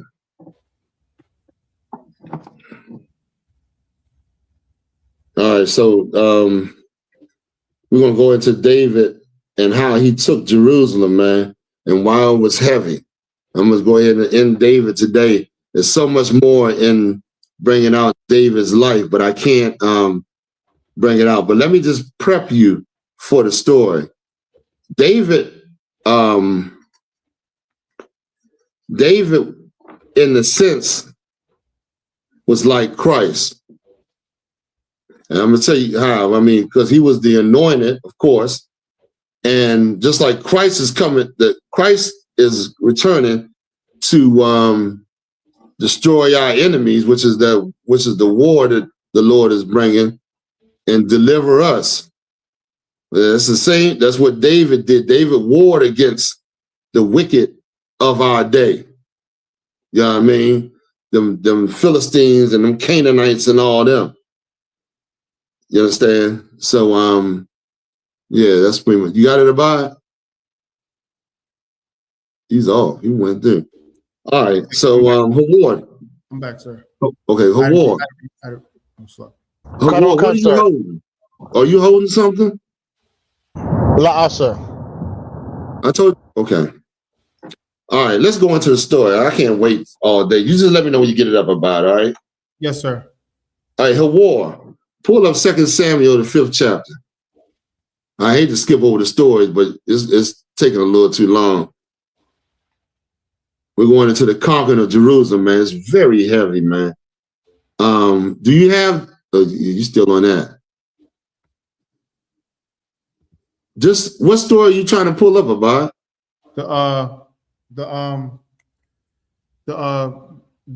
Yes, sir. The white cop acts undeniable. Oh, that's a good one, too. Go to the next one, since you can't pull it up. Yes, sir. And see if you can pull it up at the end. We'll do it. We'll end it with that one. Yes, sir. What's the next one? The pastor kicking the old lady down the step. Yes, sir. Yes, sir. And after that, we got one more? Yes, sir. One more after that one. What's that? And that is it's Chicago Democrat run city council. Just ran. Yeah. Man, that's heavy too. All right, let's go. Yes, sir. Okay. And on the screen.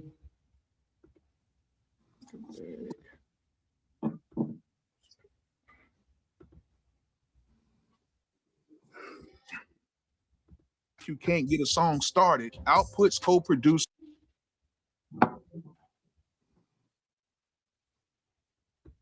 Who is this?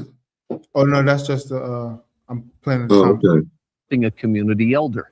And now outraged members of that church are demanding that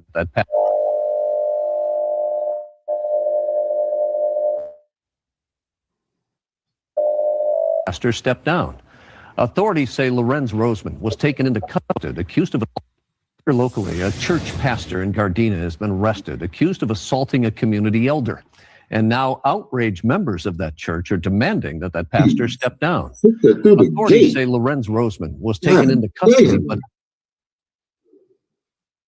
one more time. He continues to preach. And now questions are emerging about his pastor step down. Authorities say Lorenz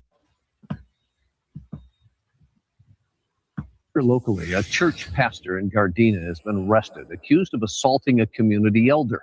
And now outraged members of that church are demanding that this person, he don't give a damn about the church, the people in the church. He looking for that. He just want that check. Step down.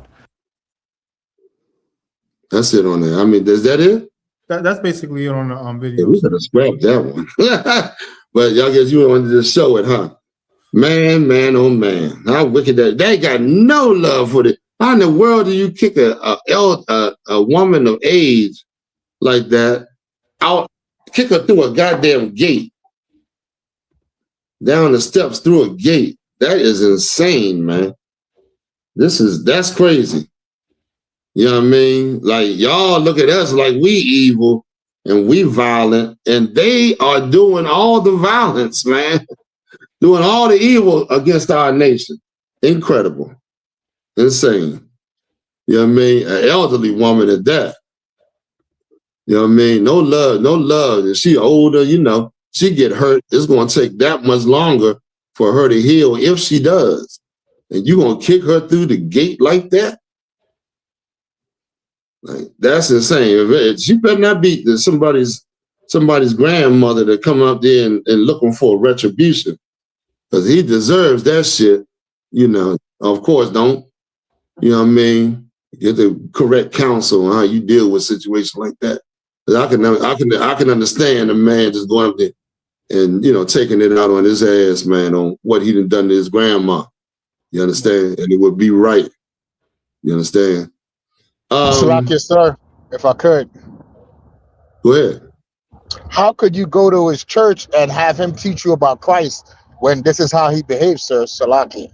That's what I was saying. Exactly. Excellent point. Like, this man has no love for the people he passing over. How in the hell can he kick an elderly woman down through the gate, down the steps through the gate? That woman, she could have broke her ankle and fell to her death somehow. You know what I mean? Right. That has it's just insane, man, how people love these damn wicked Negroes like that, man. All right. So we on the last. I got the story. Okay, one more real. Yes, sir.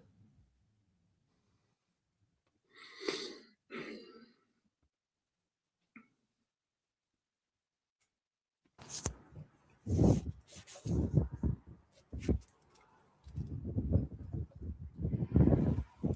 you go. Bianca, are you still living on Island View? Yes. Okay. What were you doing over in New Cumberland right over there? Dropping my son off. Okay. What'd you hand off to the gentleman that walked back in the house? His coffee cup. His coffee cup? Yes. I'm tired of him leaving his mess in my car. Okay. All right. Do you have anything illegal in the car? You want to search it? I mean, if you want to let me search it. Like, what do y'all think we did a transaction or something? Well, that's what it looked like. Because we're black? No. I couldn't see in your car. Your window tints too dark. Okay, anyway. so exactly. So, but it looked like we were doing a drug transaction. Yeah, so you pulled up, he came out, you handed something to him, he walked back in the No, house. you missed We're it. not going to argue about it. I came from this way, went around, took him home, I saw where dropped you came him from. off. I saw where you came from. And I dropped him off to his house. Okay. He left his cup here because I'm tired of his shit being in my car. I beeped the horn, gave him his cup. Okay. That's what happened. Okay. Do you have anything illegal in the car? No. Okay. You don't have any crack? I don't. Sir, I'm a fucking business owner, okay? Okay. I don't have no crack. I don't have no weed. I don't sell drugs, do drugs, no none of that bullshit. It's not a question. That's very derogatory for you to say. Probably because I'm black. He was a black man, and y'all think that it looked like we were selling drugs. No, because I'm highly upset that I feel offended. I know. Come on, what we doing here? What we doing? Would you be willing to let me search your car? No! For what? Well, because it looked like you did a drug transaction back I gave him a coffee cup. Okay. What kind of coffee cup? It was a white fucking coffee cup. Why are you screaming? Because I can't believe because you keep saying that we made a drug transaction. And that's what it looked like. Okay? Wow. It's simple questions. It isn't, sir. That's not fair. That's not fair. It's not fair. I'm sorry. I know. And you police officers are horrible. I'm horrible. You police officers, sir. What we going to do, sir? So now you're grouping me into a group of people. And right? You're grouping me into a group of people where it looked like I was doing a drug transaction. You could have been Mexican. You could have been white. You could have been green. You could have been yellow. And I'm black, and it looked like that I was making a drug transaction. Okay. All right. And now you being a police officer, you people are horrible. 10-4. 10-4. So you don't have anything in the car? Sir, I don't have nothing in my car. What's the name of the gentleman that you stopped with? That's my son, Anthony. The bigger guy? Yes. That's your son? I'm 55 fucking years old. I'll be 56 and like All right, so that's it. That's it on it. You can scratch that. What say you? Did I freeze up? Y'all see me? Y'all hear me? Colonel, sir, I can hear you, sir. Okay. It looked like it froze for a second. Or Bod froze, huh? All right, so anybody want to say anything about this right here? Sorry, sir.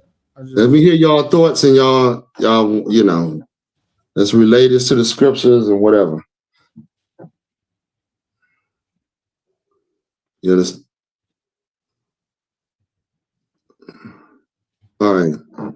Anybody want to take a stab at what was going on here? Explain a little bit of on the scriptures. Show me that you're aware of what the Bible's saying and relating to our situation.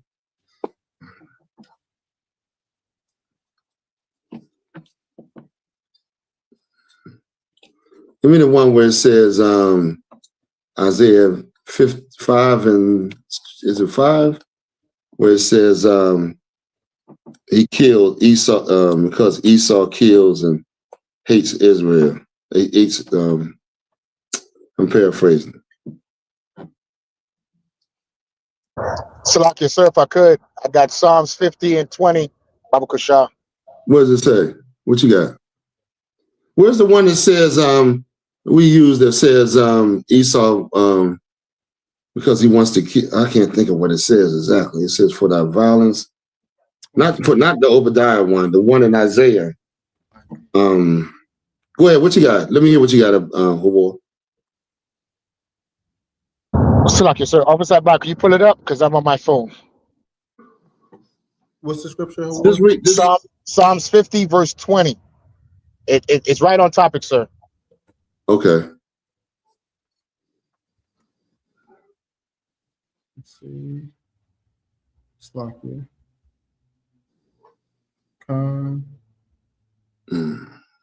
50 and 20. Yes. This is the book of Psalms, 50 and verse 20. Thou sittest and speakest against thy brother. Thou slanderest thine own mother's son. Keep going. Go ahead, Hawar. Is that it? Colonel, sir. If she wanted to, sir, she could sue, because when you accuse somebody of something like that and it's recorded, it's called slander and liable, sir. Salakia. It's definitely called slander. Where's the one we always pull about because he want blood? Blood shall follow him. I'm paraphrasing. Blood shall pursue him. Let me look at that. Okay.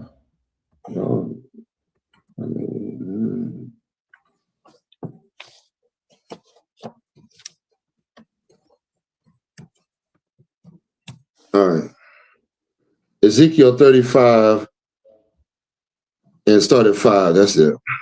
Yes, sir. This is the book of Ezekiel, chapter 35 and verse 5. Because thou hast had a perpetual hatred, ongoing hatred they have for us.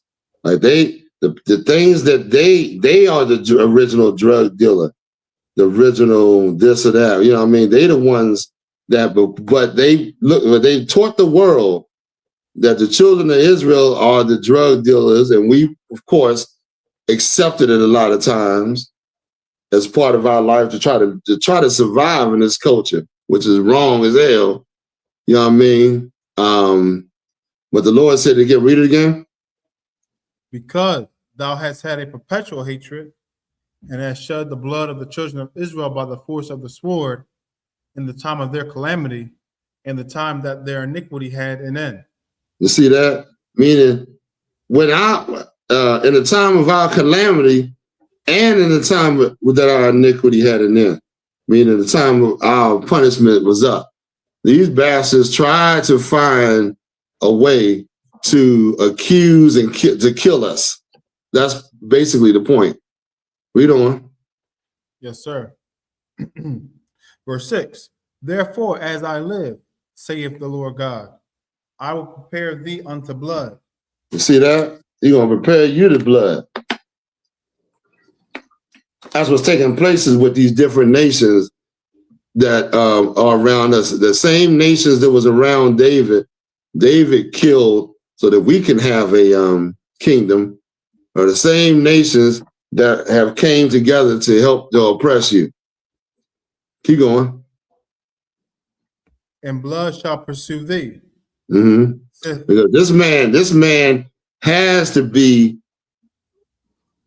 put in chains, because of, if you don't, he will always be in this type of, in this type of spirit. There ain't no, we both can rule. It's either he ruling or we will rule. Read on. Yes, sir. Since thou hast not hated blood, even blood shall pursue thee. And see that? He looks for a way to kill you. He does not hate blood.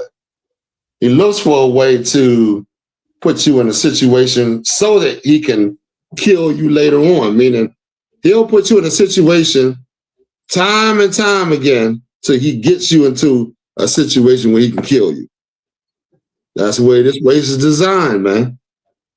And you got to live more, you got to have a little bit more wisdom and understanding history so you'll know how to deal with this devil. You know what I mean? All right, that's it. That's it on that? Yes, sir. All right, let's go to Jerusalem. So you're supposed to have the you got the things I want lined up just to make sure. Let's go to 2 Samuel 5 and 6 for war. Are you in traffic? Come, sir, but I can get it, sir. Don't worry about it. Just mute yours. You sound kind of bad. Go ahead, let's get 2 Samuel 5 and 6. We're going to end up David, but this is very important about Jerusalem, our capital city, man, and how it was won for the Lord. And also let's start at 5 and 1. Let's start at 1 first. Yes, sir. This is the book of 2 Samuel, chapter 5 and verse 1. Then came all the tribes of Israel to David unto Hebron. And Hebron is the city in Judah. David lived in Hebron 7 years before he went to conquer Jerusalem. You understand? Read on. And from the Jebusites. Go ahead. And spake, saying, Behold, we are thy bone and thy flesh. Another precept for Adam, of course, for Eve being his bone and his flesh. Then we are family. You know what I mean? Keep going. Verse 2. Also, in the time past, when Saul was king over us, thou was he that led us out and brought us in Israel. You see, okay. A little bit on that, a little bit on Saul. Saul was, you know, the Lord, we asked for a king. Not to kind of be like the other nations. Saul spent his resources, his time, and his efforts to chase a brother, to try to kill a brother, to try to go after David. You understand? That, meanwhile, we got enemies all around us. All the nations, which does deserve the attention of the king, so that we won't, you know, our enemies is trying to wipe us out. That's the same spirit we in today, a lot of times. You understand? We in the same spirit of what how Saul was, because, you know, trying to kill our brothers, hating one another. Because why? Once you get that spirit of loving your enemies, there's no more love you can have for your people. I don't love nobody but my people. Right. I make sure, if you don't make sure your love is going to your people, then who are you really loving? Do you even know? You don't know. A lot of people think they believe that they can love everybody. That's crazy. That's insanity to me. Because how you can love white people when white people hate black people and trying to enslave them? And then how can you love black people when black people want to get free and, you know, do the will of the Lord? You can't love both of them. Right. You can't love white people and black people at the same time. That's crazy.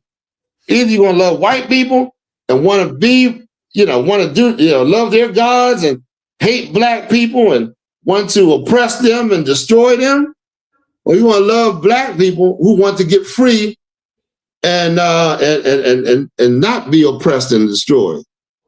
Right. So which one is it? Can't have both. Well, I don't love none of them, because all of them, when you read the Bible, have come against us because they know you are supposed to rule this earth. They're envious of you. You understand? Go ahead, let's get some more. Yes, sir. And the Lord said to thee, thou shalt feed my people Israel, and thou shalt be a captain over Israel. Verse 3. So all the elders of Israel came to the king to Hebron, and King David made a league with them in Hebron before the Lord. So now all of our people coming together as a nation like we should now. Gather yourselves together, O nation not desired. That's what the Lord said to do. Well, you're reading it here. Read on. And they anointed David king over Israel. And we are supposed to come together and anoint YAHAWASHI. We're not anointing him. We ain't got to anoint him. He is king, but we're supposed to be gathering together, getting ready for our kingdom, not trying to placate to this kingdom right here. Not try to hold the standards of our oppressor.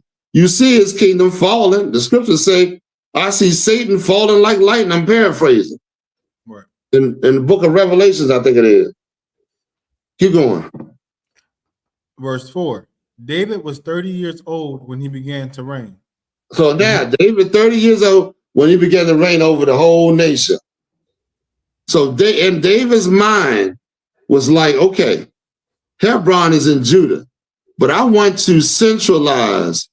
I want to have a city in the middle for all tribes, not just in Judah, but in the middle, so that all tribes can come, which was Jerusalem.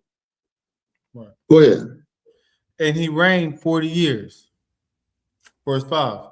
In Hebron, he reigned over Judah 7 years and 6 months. Right. And in Jerusalem, he reigned 33 years over all Israel and Judah. Verse 6. Verse 6. And the king and his men went to Jerusalem unto the Jebusites, the inhabitants of the land, which spake unto David, saying, Except thou take away the blind and the lame, thou shalt not come in hither. So now, go ahead, read on. David cannot come in hither. Verse 7. Nevertheless, David took the stronghold of Zion. So now what? Okay, so now what are they saying? I'm not going to look for it right now, but they said they taught David went to the Jebusites was living in there, which is a offspring of the Canaanites, was living in the land, and because they lived in the land, Jerusalem is like an elevated type. It's a good land for fortification and the ward off attack, because the way it sits in an elevated spot, you'll see your enemies way before they reach that spot, and it's hard for your enemies to get into that land. Get into that land. You understand? So David brought his men to go and conquer Jerusalem. But when David got to Jerusalem, the Jebusites said, "We're not worried about you. We'll put the lame and the what else? The lame and the what's the other one? The blind. The blind and the lame on the walls of the city, and we ain't gotta worry about you. Meaning you ain't gonna be able to get past them. They blind. They can't even walk. They lame, and you still can't deal with them because why? We didn't have army after army, different armies try to penetrate, and they couldn't do it. So here's David. They're not worried about David. In other words, read on. What verse you at? Verse 7.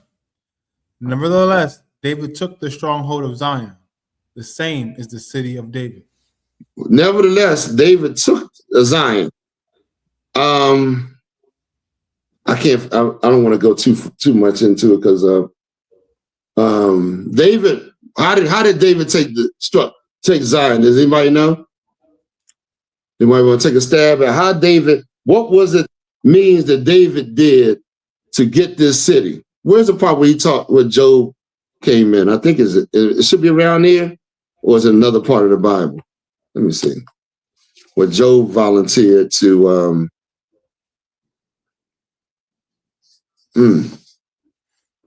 where Job volunteered. I gotta find that. Let me see.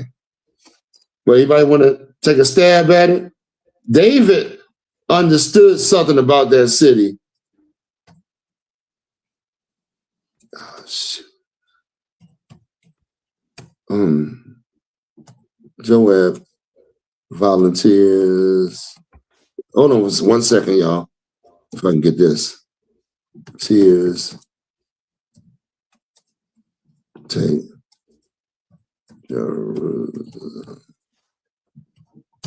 Let me see if I can find. Let me see. Nah. I'd have to find this one. I don't know where. Okay. It should be somewhere up in here, though. But anyway, David knew that the way to conquer this city was going through the fortified waterway. They had a water system in Jerusalem that if you went up to through this canal, this waterway, you can get in there. And what happened was Joab, this is when Joab became the captain of the host because of what he did right here, this feat. Him and his men went through this waterway, let the armies through, they went through there, got into Jerusalem, opened the gates, and that's how David and his men got in and defeated the Jebusite. Read on. Yes, sir. So, and David said on that day. Oh, here it is right here. Go ahead. Whosoever getteth up to the gutter and smiteth the Jebusites and the lame and the blind that are hated of David's soul, he shall be chief and captain. That are what? That are what in his soul? that are hated of David's soul. David hated these people. David was a man after God's own heart. How in the hell can you say all nations come together? He said, these people, I hate these people, man. Right. You got to feel that, man. You can't be no conqueror when you just trying to bring everybody in Jerusalem. You done brought everybody in here, the people that God hates amongst us. You know what I mean? Read on. He shall be chief and captain. Wherefore they said, the blind and the lame shall not come into the house. The blind and the lame shall not enter the palace or to the house. So now, Joab, of course, in scripture, I'm paraphrasing for you, took the job. Matt was successful, and they sacked the Jebusites, and David, went in there and of course, became the city of David. He went in and built his castle and all that. You know what I mean? Any questions so far? And when David built his castle, he fortified it. He fortified it real good. But David set his castle up on high. I mean, not his castle, his palace. He built his palace up on high in Jerusalem, meaning the city was already up. But he built his castle up high. And pull the picture up about it, if you could. Yes, sir. The temple was up higher, meaning the temple was up on the elevated plane, and that's also a good understanding of how we used to try to get up high to talk to God. We'd go on the roof, we'd go up the early the places where sit on hills, because we would get on high to try to go up high to talk to God. I can't even see that. It might be dark. If you can see, in other words, it's ascending when you go from. Does it say the palace where David was? It says the city of David. See if they don't have the palace, or where he built his fortress, or where's the temple? Does it say temple? They don't got nothing on this one. They got the temple right there, sir. Where? Right here, where the mouse is at. I don't even see the mouse. Oh, my fault. Maybe I don't see the mouse. Okay, it might not show on here. Damn, we gotta get another map. Say it again? Yeah. Now? That's the temple? That's the temple. Right. See, it would go up high. It was go ahead. What's underneath the temple? That's the temple within Mount Moriah. And then underneath Good. What's underneath that? The city of David and the hill of Opha. Yeah. Okay. All right. You know what I mean? So this is to let you know how important. And the Lord said, of course, when you read the scriptures in Acts the 2nd chapter, it's good to know the history. In Acts the 2nd chapter, everybody was going to Jerusalem to worship. The temple was there, of course. A lot of history there, man. You understand? That's also Melchizedek and Abraham Okay. It said I think it was Mount Moriah. Isn't that where also Abraham was going to sacrifice Isaac? I'm pretty sure it was Mount Moriah. But it's a lot of history, man. It's a lot of history in that zone. You know what I mean? A lot of our,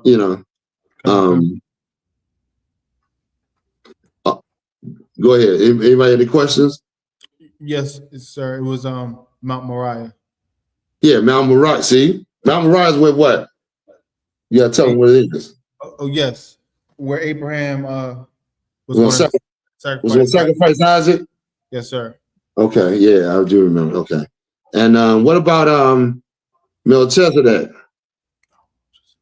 Melchizedek, I think it was the same, I don't know if it was Mount, but it's the same area where that temple was. Man.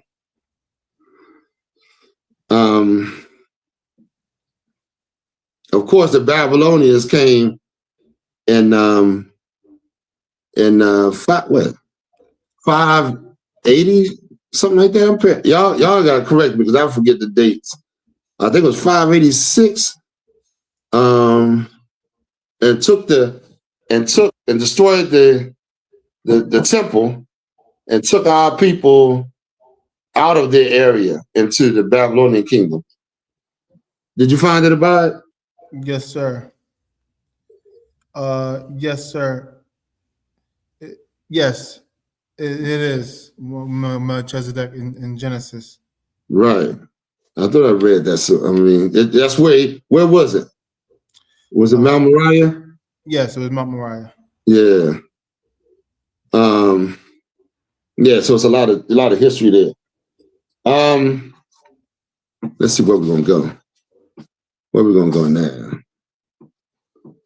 Let's go to where God gave 2 Samuel. I think it's what God tells David, David wanted to build a house for God. God says, you want to build a house for me, I'm gonna build a house for you. But you're not gonna build no house for me. I'm paraphrasing, y'all. You know what I mean? Everybody will say I'm misquoting. I think it's 2 Samuel 7 or is it 1 Chronicles? It's one of them.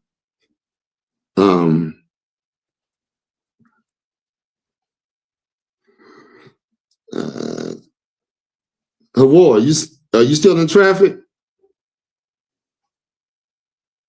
Cut, sir. Still out there. Yeah, you might as well. Yeah. Where is that scripture where he said, I'm gonna build a house for you? I gotta look for it real quick. Let me see. It might be in 1 Chronicles, sir, 28:3. Okay, read it for me. Yes, sir. 1 Chronicles 28:3. Yes, sir. This is the book of 1 Chronicles, chapter 28:3. But God said unto me, thou shalt not build an house for my name, because thou hast been a man of war and hast shed blood. Excellent. That's right. So the Lord, of course, wanted to be represented in peace. But of course, the warfare David went through was very critical, so that the Lord could have so his son could come in peace, of course. Go ahead. Right. Verse 4. Howbeit the Lord God of Israel chose me before all the house of my father to be king over Israel forever.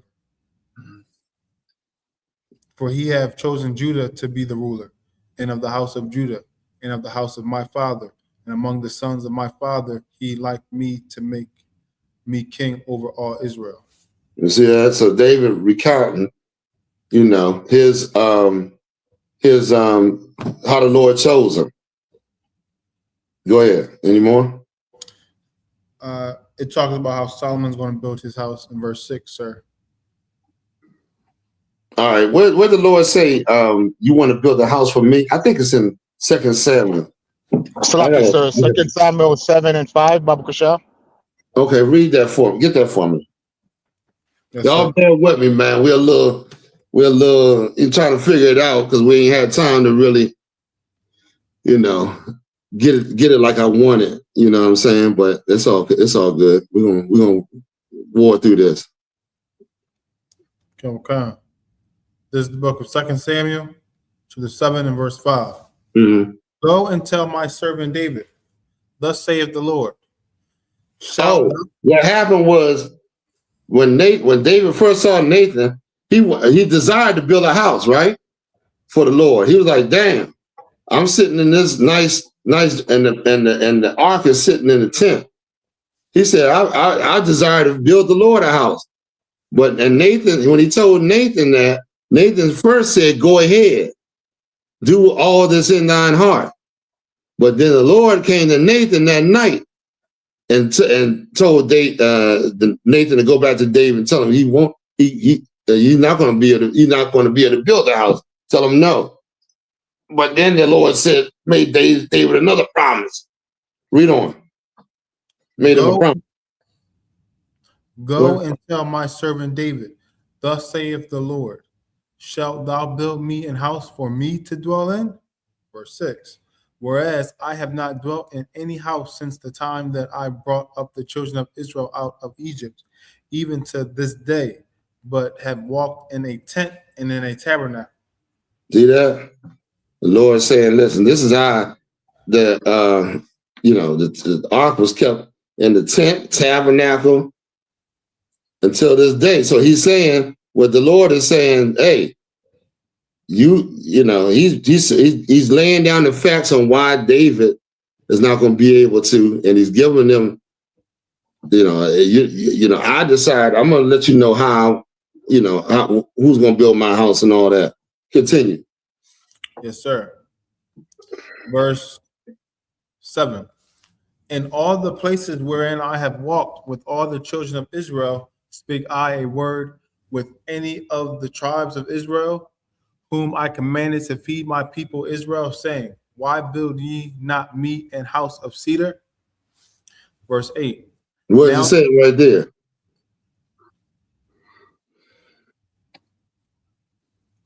Anybody can take a stab at it. What is the Lord saying?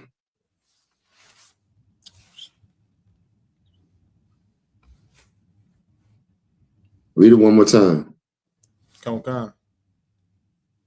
In all the places wherein I have walked with all the children of Israel. So wherever I went with my people, keep going. Spake I a word with any of the tribes of Israel? Did I say anything to any other tribes of Israel? Whom I commanded to feed my people Israel, saying, why build ye not me an house of cedar? Did I say, hey, where's my house? What I mean, the Lord said, what is he saying in retrospect? He said, I've never complained about no house being built for me. I walk with you, you know what I mean? Y'all kept me in tents and this and that. So, you know what I'm saying? The Lord has said, I never complained about that, but you're going to say something else. Read on. Verse 8. Now, therefore, we have a comment, sir. Okay, go ahead. Fiery Furnace Finish says, the Lord saying, I haven't asked you for anything. Right, exactly. There you go. Exactly. Most High. That's Fiery Furnace? Yes, sir. Give him a hand. Give him a hand. That's what the Lord is saying, man. I ain't asked, Read on. Yes, sir. In all the places wherein I have walked, verse 8. Now, therefore, so shalt thou say unto my servant David, thus saith the Lord of hosts, I took thee from the sheepcote, from following the sheep. I took you from the sheepcote, from following the sheep, to be ruler over my people, over Israel. Verse 9. And I was with thee whithersoever thou wentest, and have cut off all thine enemies out of thy sight, and have made thee a great name, like unto the name of the great men that are in the earth. Right. Moreover, I will appoint a place for my people Israel, and will plant them that they may dwell in a place of their own, and move no more. Neither shall the children of wickedness afflict them any more as before time. Verse 11. So the Lord said, this, what is he saying right here? Somebody sum it up for me.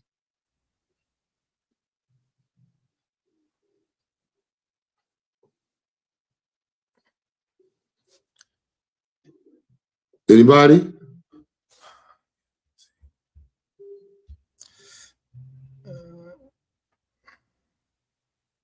Nobody knows what he's saying. Read it again. Yes, sir. I gotta understand this. Moreover, I will appoint a place for my people Israel, and will plant them, and that they may dwell in a place of their own, and move no more. Neither shall the children of wickedness afflict them any more. Who's the children of wickedness? The other nations, especially the white man. Right. You know what I mean? Keep going. Verse 11. And as since the time that I commanded judges to be over my people Israel, and have caused thee to rest from all thine enemies, also the Lord telleth thee that he will make thee an house. That he will what? That he will make thee an house. You telling David, I'm going to make you a house. You want to build a house for me? I'm going to build one for you. Read on. Verse 12. And when thy days be fulfilled, and thou shalt sheep with thy fathers, and thou shalt sleep with thy fathers. Right. I will set up thy seed after thee. The Lord's making that this is twofold right here. He said, "You're gonna set." Read on. Let's read the rest of this real quick. Which shall proceed out of thy bowels, and I will establish his kingdom. Which will come out of your bowels. You understand? I will establish his kingdom. Read on. Verse 13. He shall build an house for my name, and I will establish the throne of his kingdom forever. You see that? Talking about YAHAWASHI. You know what I mean? Solomon, of course, came from David's, was David's son and was great, but he wasn't YAHAWASHI, the promise. You understand? David, some people thought David was the anointed. You know what I mean? He was the anointed, means he was a Messiah. You know what I mean? Like anointed means not the Christ, but David was anointed, but he wasn't YAHAWASHI. You understand? When you say Jesus Christ, you saying Jesus, you're talking about the anointed one. There's a few people named Jesus in the scriptures. Hold on. Joshua. You know what I mean? It's the same name as Jesus in the scriptures. But when you say Christ, it's talking about the anointed, the one, the promise. That's what that means. So go ahead. Where we at? Yes, sir. Verse 13. Oh, and then all of a sudden, a little history.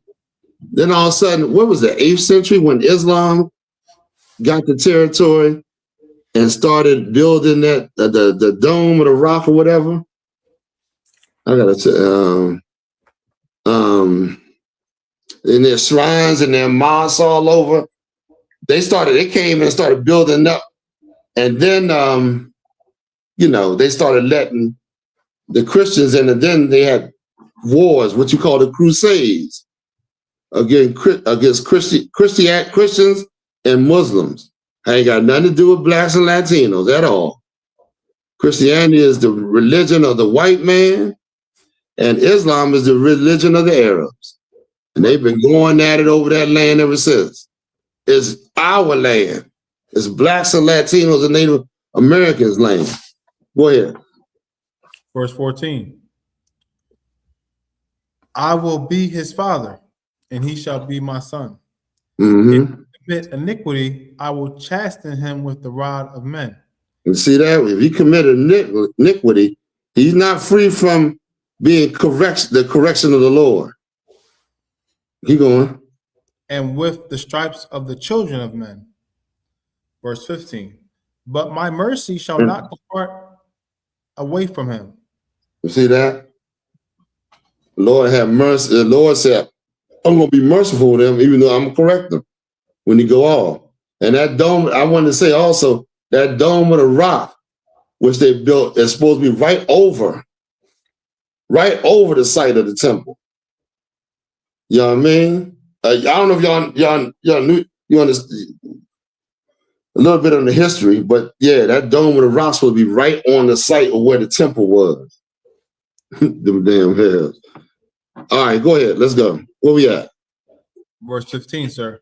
As I took it from Saul, whom I put away before thee. Verse 16. And thine house and thy kingdom shall be established forever before thee. Okay. Shall be established forever. Okay. Also, let's go to let's do it to Jerusalem. And Jerusalem figures a lot in prophecy as well. Got a lot of in prophecy when you read the Bible. Let's talk about where the Lord knows the land that our enemies live on. You know what I mean? Who's living in that land? I don't think the Lord don't know who lives in that land. You know what I'm saying? I don't know what scripture we're going to go to. And let's see. Zechariah, isn't it Zechariah where he talks about he's going to bring us into, go to Zechariah 14. Yes, sir.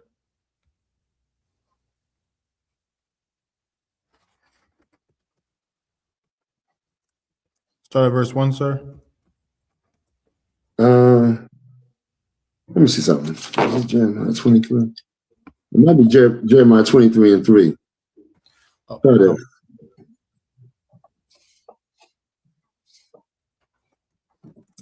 I think that might, I don't know. Any questions, anything? I'm trying to figure out if I'm missing something. Something to bring out. No questions, sir. Okay. All right. Just get Jeremiah. Yes, sir. This is the book of Jeremiah, 23 and verse 3. Mm-hmm. And I will gather Go ahead. Go ahead. And I will gather the remnant of my flock out of all countries, whither I have driven them. Mm-hmm. And I will bring them again to their folds, and they shall be fruitful and increase. This is a future prophecy right here. What the Lord promised through the prophet Jeremiah. He's going to bring his people that have been scattered throughout the nations, bring them back. And we're going to go back in our land and increase. We're going to prosper. We're going to get the blessings of the Lord. Read on. Verse 4. And I will set up shepherds over them which shall feed them. Mm-hmm. They shall fear no more, nor be dismayed. Neither shall they be lacking, saith the Lord.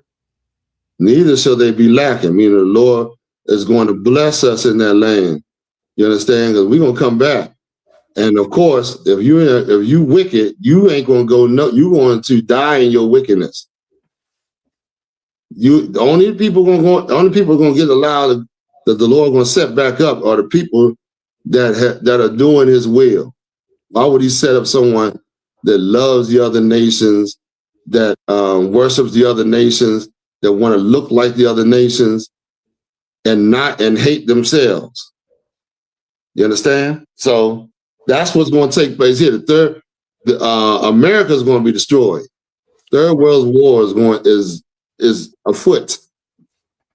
So it's important you come out of your wickedness, man. Right. You come out of them things, and you learn the truth of the Lord. You understand? Go ahead. Any more? Verse 5. Behold, the days come, saith the Lord, that I will raise unto David a righteous branch. That's it right there. The days come, a righteous branch, meaning from that tree, from that lineage. I'm going to raise to David a righteous branch. Keep going. And a king shall reign and prosper. And a king shall reign and prosper. Go ahead. And shall execute judgment and justice in the earth. And the Lord, Christ didn't, he destroyed the kingdoms by his righteousness, by him not sinning against the Lord. A lot of people say, how can one man, what do they say? How can one man save you? You know how people say that all the time. What do they say about it? Did they ever say that to you? How can you want one man save you? Or something like that, I'm paraphrasing. A war, you know what I'm talking about? Or anybody?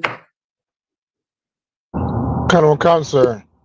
Yeah, they always say, oh, you can't come under Christ because one man, that's ridiculous to them. But let me just say this if I could. One nation the Lord chose. That sounded ridiculous to you a minute ago. How the Lord choose one nation out of all these nations that he made? Well, the Lord chose one nation and promised to that nation that they were going to be God's representatives, not everybody on the earth, and promised to that nation a king. So give me what it says. It says Adam was something, and then it says Christ. Oh man, I'm paraphrasing all over the place, but it says. Let me see real quick. We have a question too, sir. Please. Yes, sir. This is from Fiery Furnace. Slocky, sir. Mm-hmm. What works can one do as a student? Faith without works is dead. Faith without works is dead. Absolutely. I'm glad you asked that question. I understand not everybody in our nation are warriors, man. So, you know, understand some people are just, you know, they want to help or they want to come in the truth. There's all kinds of things you can do in the school to help the school, man. Some people are, you know, have a knack for fashion. I ain't got no knack for fashion. I got to go to brothers to get my garments made or sisters to get my garments made because that's just not, you know, I just don't have that type of ability. Well, you can come into school and whatever gift the Lord gave you can be used in the school.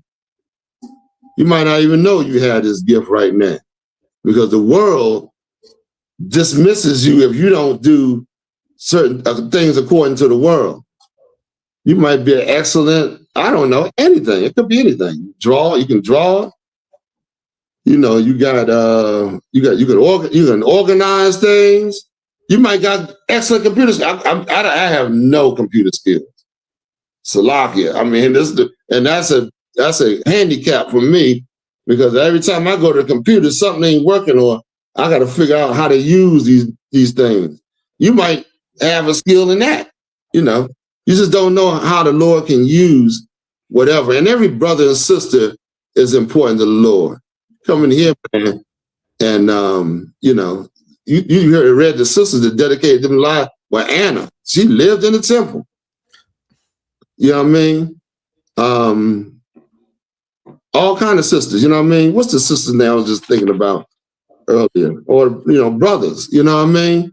It's just it's always something. You know, this is your family. We ain't turning you away. You know what I mean? Unless you wicked as hell, you know, you want to bring wickedness up in here. But if you come in here in the right spirit, man, you know, I.S.U.P.K definitely going to, you know, we got you. We definitely down with you. You know what I mean? I like to see brothers and sisters grow and families grow. They have families. It's amazing to me to see the families in the I.S.U.P.K and the broken homes in the world. There's families here, broken homes in the world. Relationships here, broken relationships in the world. It's like, you know what I mean? This is where you're supposed to be in the first place, you know what I mean? And Lord has set this up. It says in the last days, I was sent forth my spirit, paraphrasing. Well, these are the last days, where is the Lord's spirit at? You know what I mean? It's in I.S.U.P.K. All right, so where we at? We finished that? You're looking for another scripture, sir. So let me finish it. So attend the classes, come up in here, get your name, man, and get the counseling you need, whatever you need to, you know, to add to what the brothers have built. That's excellent. The Lord will honor that, man. You know what I'm saying? Go ahead. He has great mercy, man. Lord has great mercy. And you can see the times we in. We're in hazardous times right now. It's red alert for Blacks, Latinos, and Native Americans to come together. Go ahead. What you want to say, Abide? Yes, I was going to say you had another scripture for me to get, sir. I don't. We did Jeremiah. Did you get the one to Jeremiah? We did that one already, right? Yes, sir. I don't know. Anybody got any scriptures? I think it's Jeremiah. Did we do the 14th chapter of Isaiah? Was it Isaiah 14 that I called? Y'all gotta stay with me because my mind be all over the place, man. I'll let you know right now. I think it's Isaiah. Is it Isaiah 14? We say you want to take Israel and plant them. Did we read that? No, sir. And the strangers should be gathered with them. No, sir. Come. I got it, sir. Okay. Where you at? This is the book of Isaiah. Chapter 14 and verse 1. For the Lord will have mercy on Jacob, and will yet choose Israel, and set them in their own land. Mm-hmm. The strangers shall be joined with them, and they shall cleave to the house of Jacob.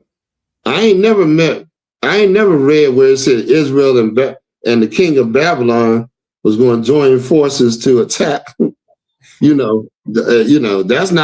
That sure proves that they're not the people of God. Right. By the actions of what they're doing with the Babylonian kingdom, with the Egyptian kingdom, which is America. You know what I mean? And set them in their own place.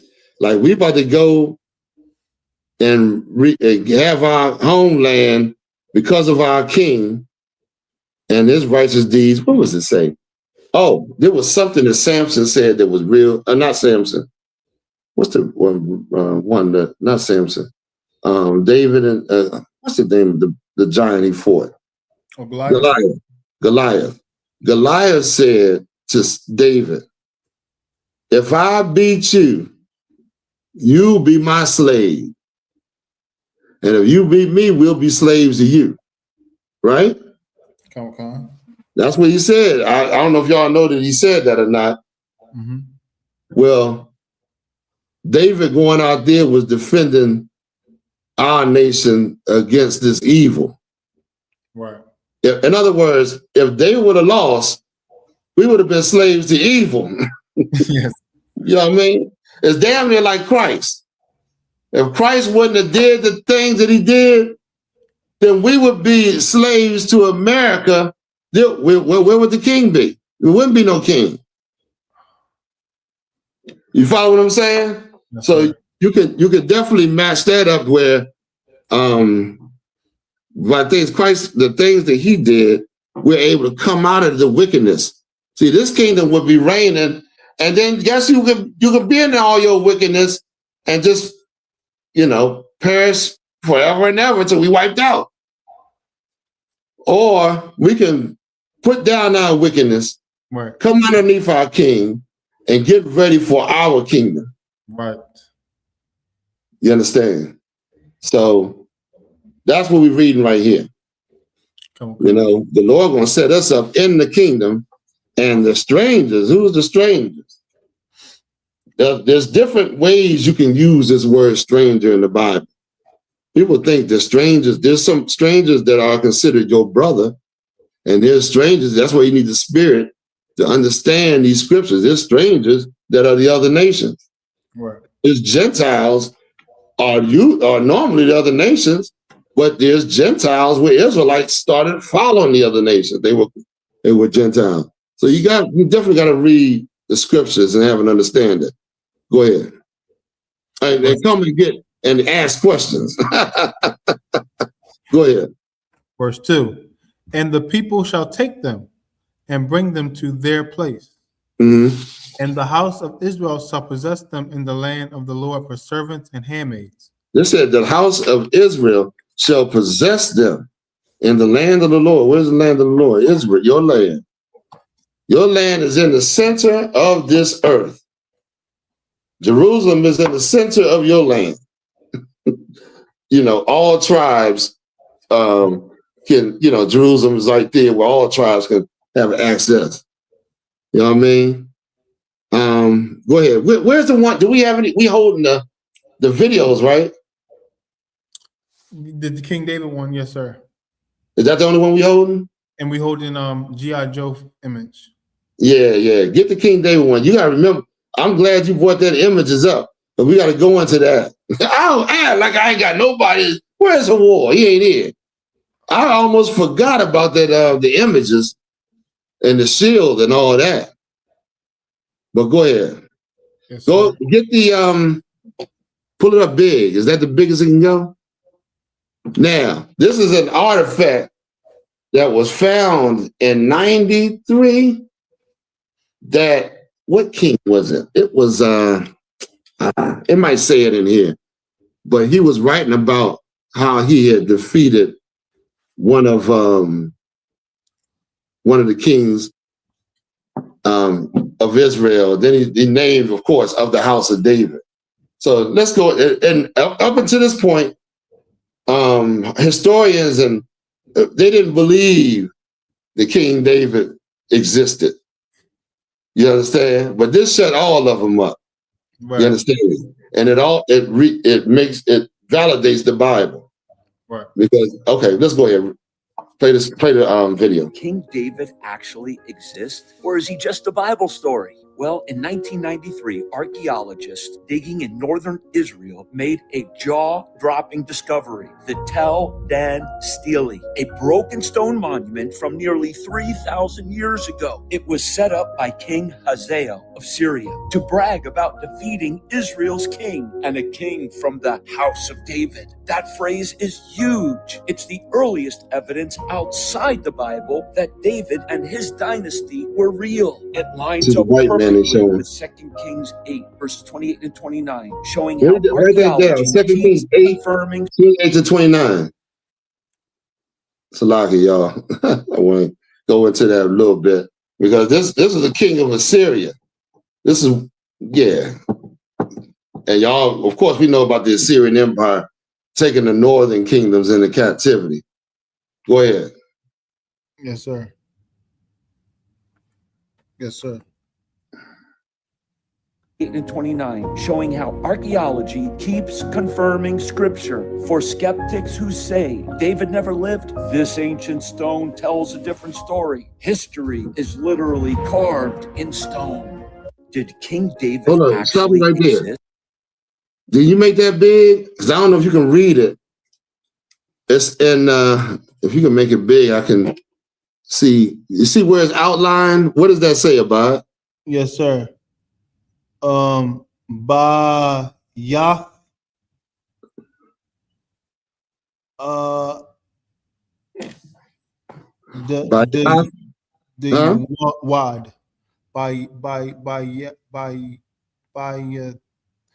It's just say by Yah and the Tha. By Yah. By your thumb. No, by Yah Dawada. Doesn't it say that? Oh, by Yah Dawada. Come on. Sorry. Right. What is by Yah? You know what that means? Daughter, right? No. By Yah means house. House. Sorry. You got me thinking. You got me. Y'all, my Hebrew a little rusty. House David, house of David, meaning this king was bragging. This Assyrian king, Hazael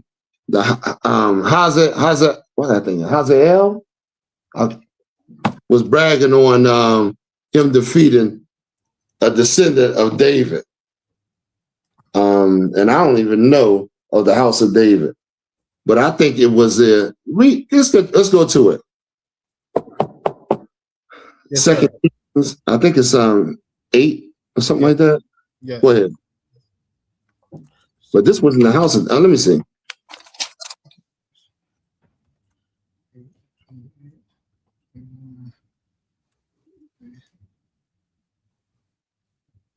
Yes, sir. This is the book of 2 Kings, chapter 8, and verse 28. Slack it.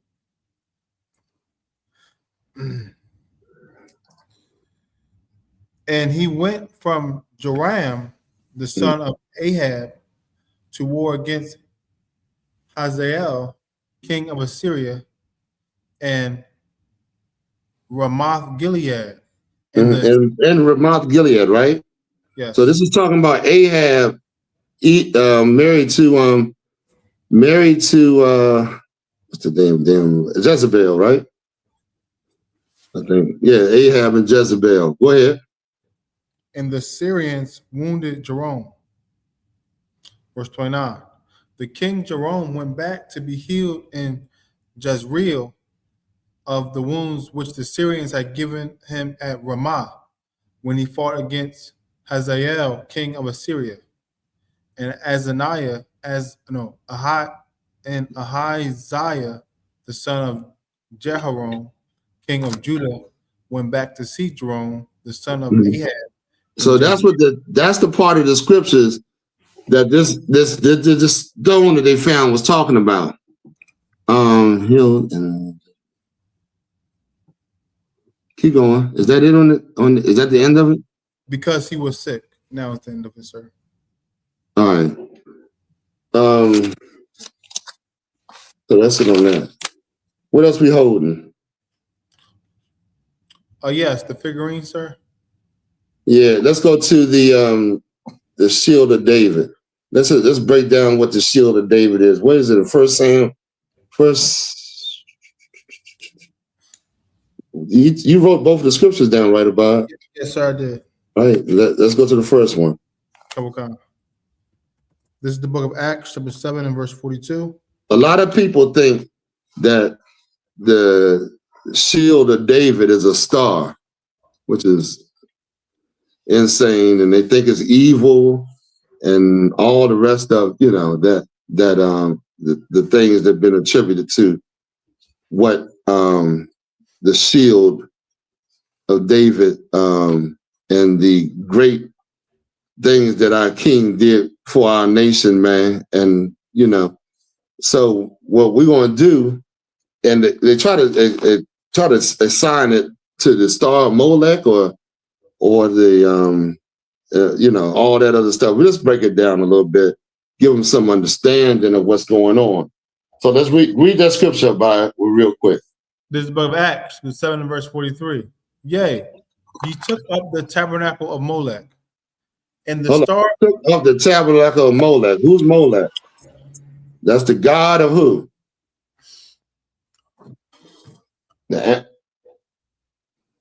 Was it Moab or Ammon?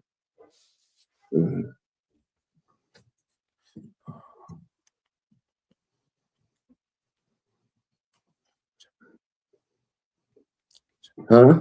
Moloch was the Canaanite deity, right? It was a Canaanite god. God of fertility.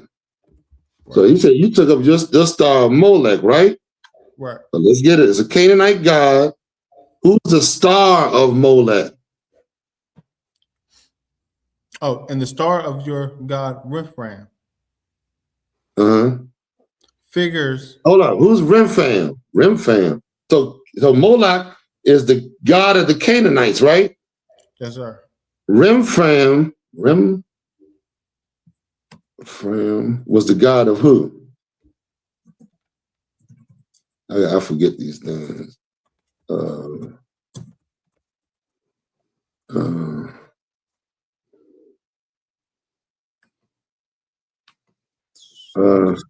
Yeah, go ahead. I think it might be the planet Saturn. No, it's what nation of people does it come? Come.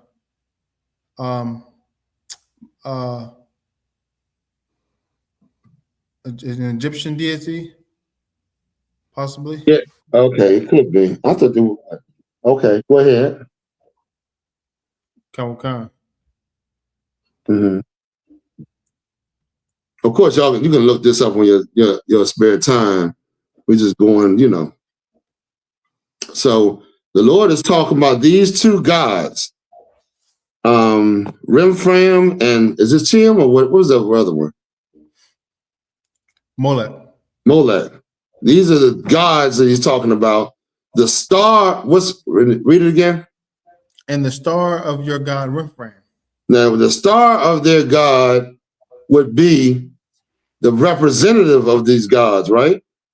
So if you got what's the name of the damn god? Remphan, there's a star of course, this is talking about a representative, the most popular representative of this God.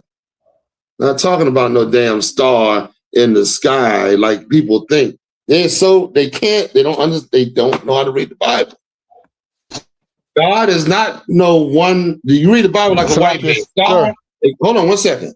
1 second. You read the Bible like a white man. Star in the sky. Not, it could be a star or somebody that's popular. Go ahead, War. Just like how the Pope is the star of Christianity or Catholicism, Salakia. Exactly. Or who's the star of Islam? The Muhammad cat. Muhammad is the star of Islam. You know what I mean? Islam is the moon worship, and the man that worships the moon the greatest was Muhammad. Or give me some more. Who's just like that. Keep going. Yes, sir. As it figures which ye have made to worship them. Figures.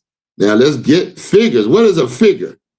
It's like you ever heard the term. Pull up the what's the name, if you could. Have you ever heard the term of action figure?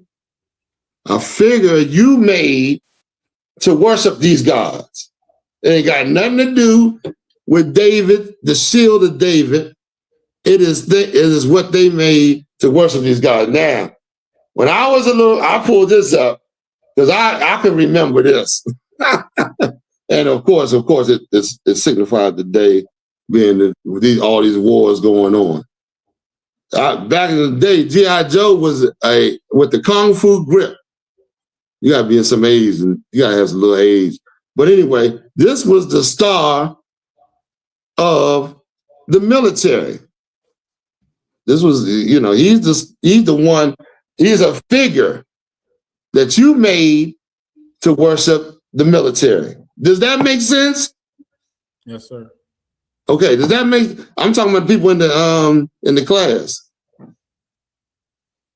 You understand? I pulled out G.I. Joe because back in the day, I'm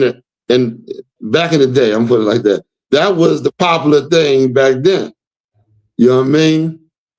And the military was real popular. Man, a young boy wanted to be masculine, so he looked at the men that would fight, and he wanted to be that type of man that wanted to fight. You know what I mean? A lot of blacks and Latinos joined the military because we got that militant type of vibe that we like, man. You understand? We got that. We love discipline and brotherhood, that camaraderie that's displayed in the military. So it draws a lot of us. The few, the proud. Stand up for your country. Do this and that. We look at that and be like, I'm in. But we don't see the evil part of the military and where it's set up for our enemies and how it destroys us. You go and destroy other nations for your oppressor, and they bring you back further. Bring those nations that you just war with and put them over top of you. You understand? All right, so that it?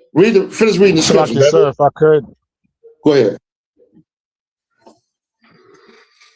Officer Body, if you could, Wisdom of Solomon 13:2, sir, after you finish with the reading.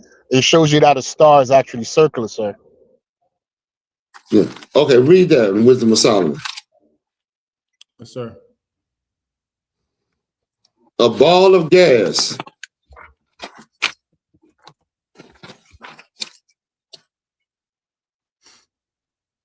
Okay. This is the book of Wisdom of Solomon, chapter 13, and verse 2. But deem either fire or wind, fire or wind, or the swift air, or the circle of the stars, or the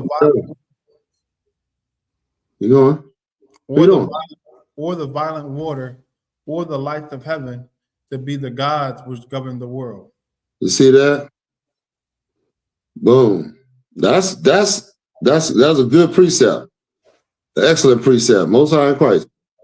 Give me is that the end of that one we read back in go back. Is that the end of it? Because we got another scripture on that. And then I want to go to what was you holding? What's the other one we holding? Yes, sir. Amos 5 and 25. Did we finish that one? Not yet, sir. Okay, read the rest of it. And I will carry you away beyond Babylon.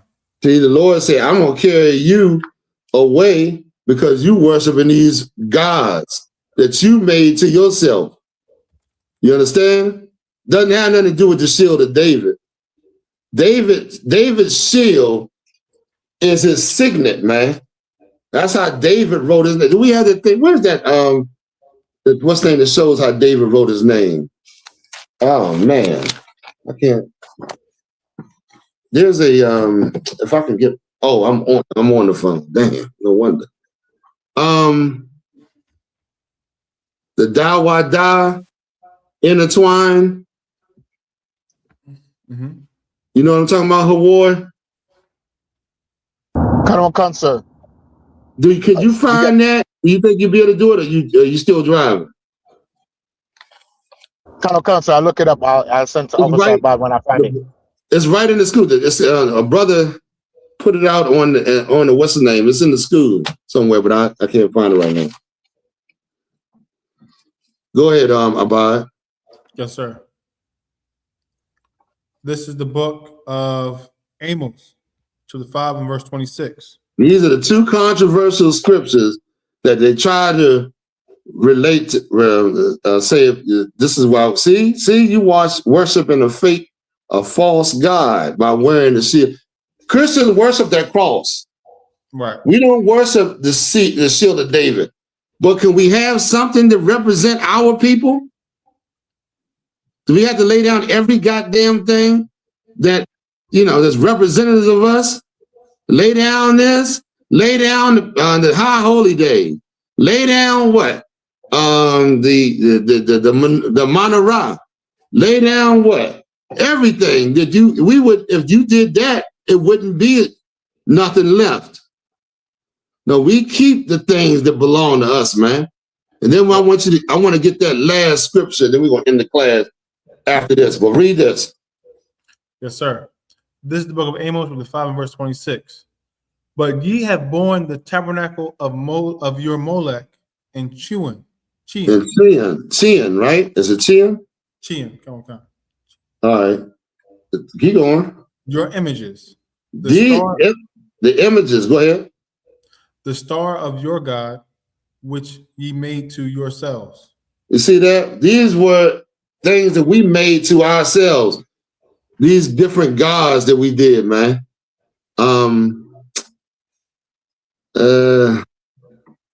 You could look up these gods, Chian and all that, and see the let me see real quick. Chian. Can you look it up and look up the actual god? Yes, Chian. Look up Chian real quick. We'll put it up on the screen. Okay. The shield of David is talked about all through the scripture. We can't get it. But when if you was a what do you call that? If you was a carrier or doing trade, and you came to the city and you had something specifically for David, it would have his name on it. Say David would have men to receive something that he may have paid for or whatever, and it would have that seal on it. Or if you was carrying a letter, and it would have David's seal on it. You understand? Meaning this is from David, or this belongs to David, King David. You understand? If you're not able to find it, that's fine. Don't worry about it. I didn't want to put the wrong thing. Sure. I'm trying to.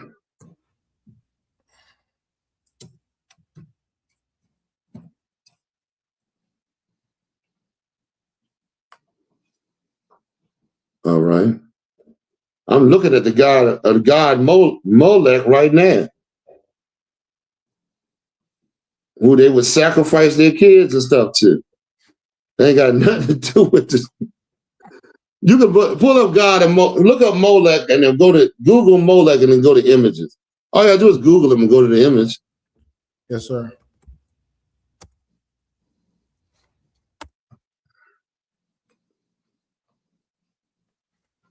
Come on. Got some images, sir. Is it the one with the not the goat, but that head? Yeah, pretty. But that, yeah, it's a dip. Yeah, the guys you see right there. Slack you, sir. Go ahead. I just sent you an Officer Ibad a quick clip from Kazak Ahmad. I don't know if you want to use that one. It was a picture. Okay, how long is the clip, War? It's probably about a minute or less, sir. Okay, if it's a minute or less, we can use it. All right. But you see the image right there, right? Yes, sir. This is good enough, sir?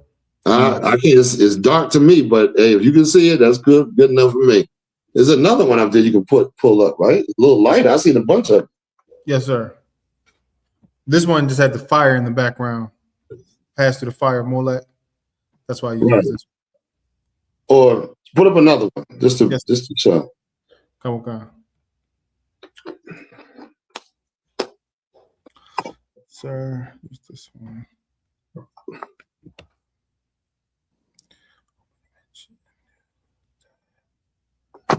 Okay. Let's see. There you go. You know, that's a little bit. I can probably see that a little bit. And see, it's accepting the kid. The what's the name? Is it a kid that's being sacrificed? Yes, sir. Yeah, and these people believe that's what they're doing in the with the Epstein on the Epstein Island, sacrificing kids to these gods this day. It's amazing the number of kids that go missing. This should be an outcry all over this land. Right.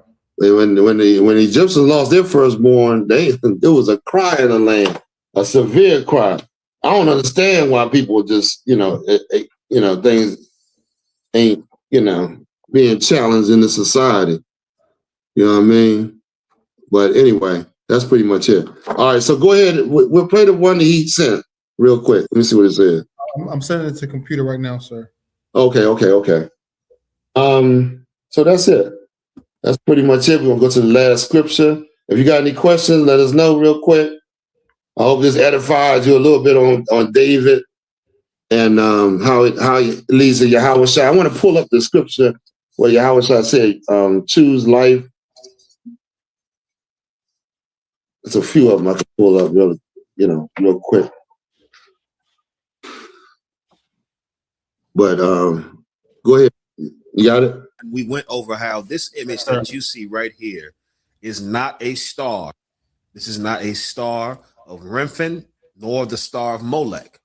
More importantly, this is not the star of David. Now let's go into why this symbol has been associated with David in the first place. What most people don't know is that this symbol right here is actually King David's signature. I'll explain. What you see right above me is David's name in the Hebrew that's commonly used today amongst the Jewish community. Many scholars refer to these characters as the Assyrian or Babylonian Hebrew. This would say David.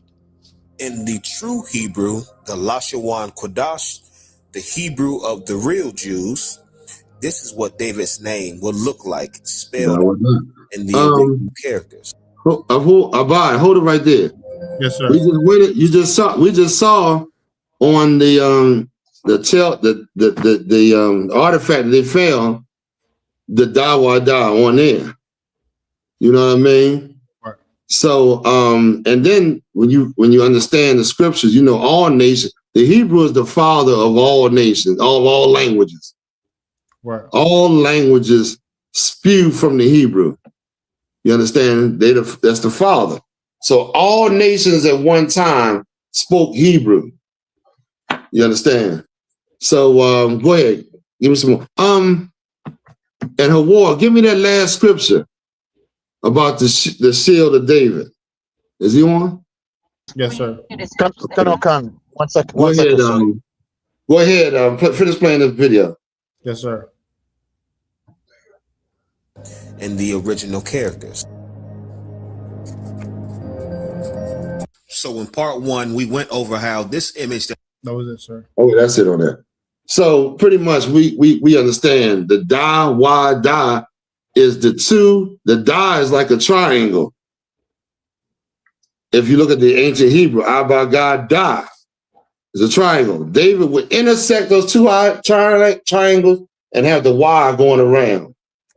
That's the shield of David. That's what is on his. When you look at the what's the name of the book? Where it talked about the black people that ruled Europe. Oh man, what's the book called? The white book we got in there by. Yes. Not Babylon and Timbuktu. Not the. Talked about the history. Not Nature Knows No Color Line, right? Yeah, Nature Knows No Color Line. If you get that book, you'll see that it was black people. Go get that for me real quick. There's a couple of pages in there that we can just look at real quick.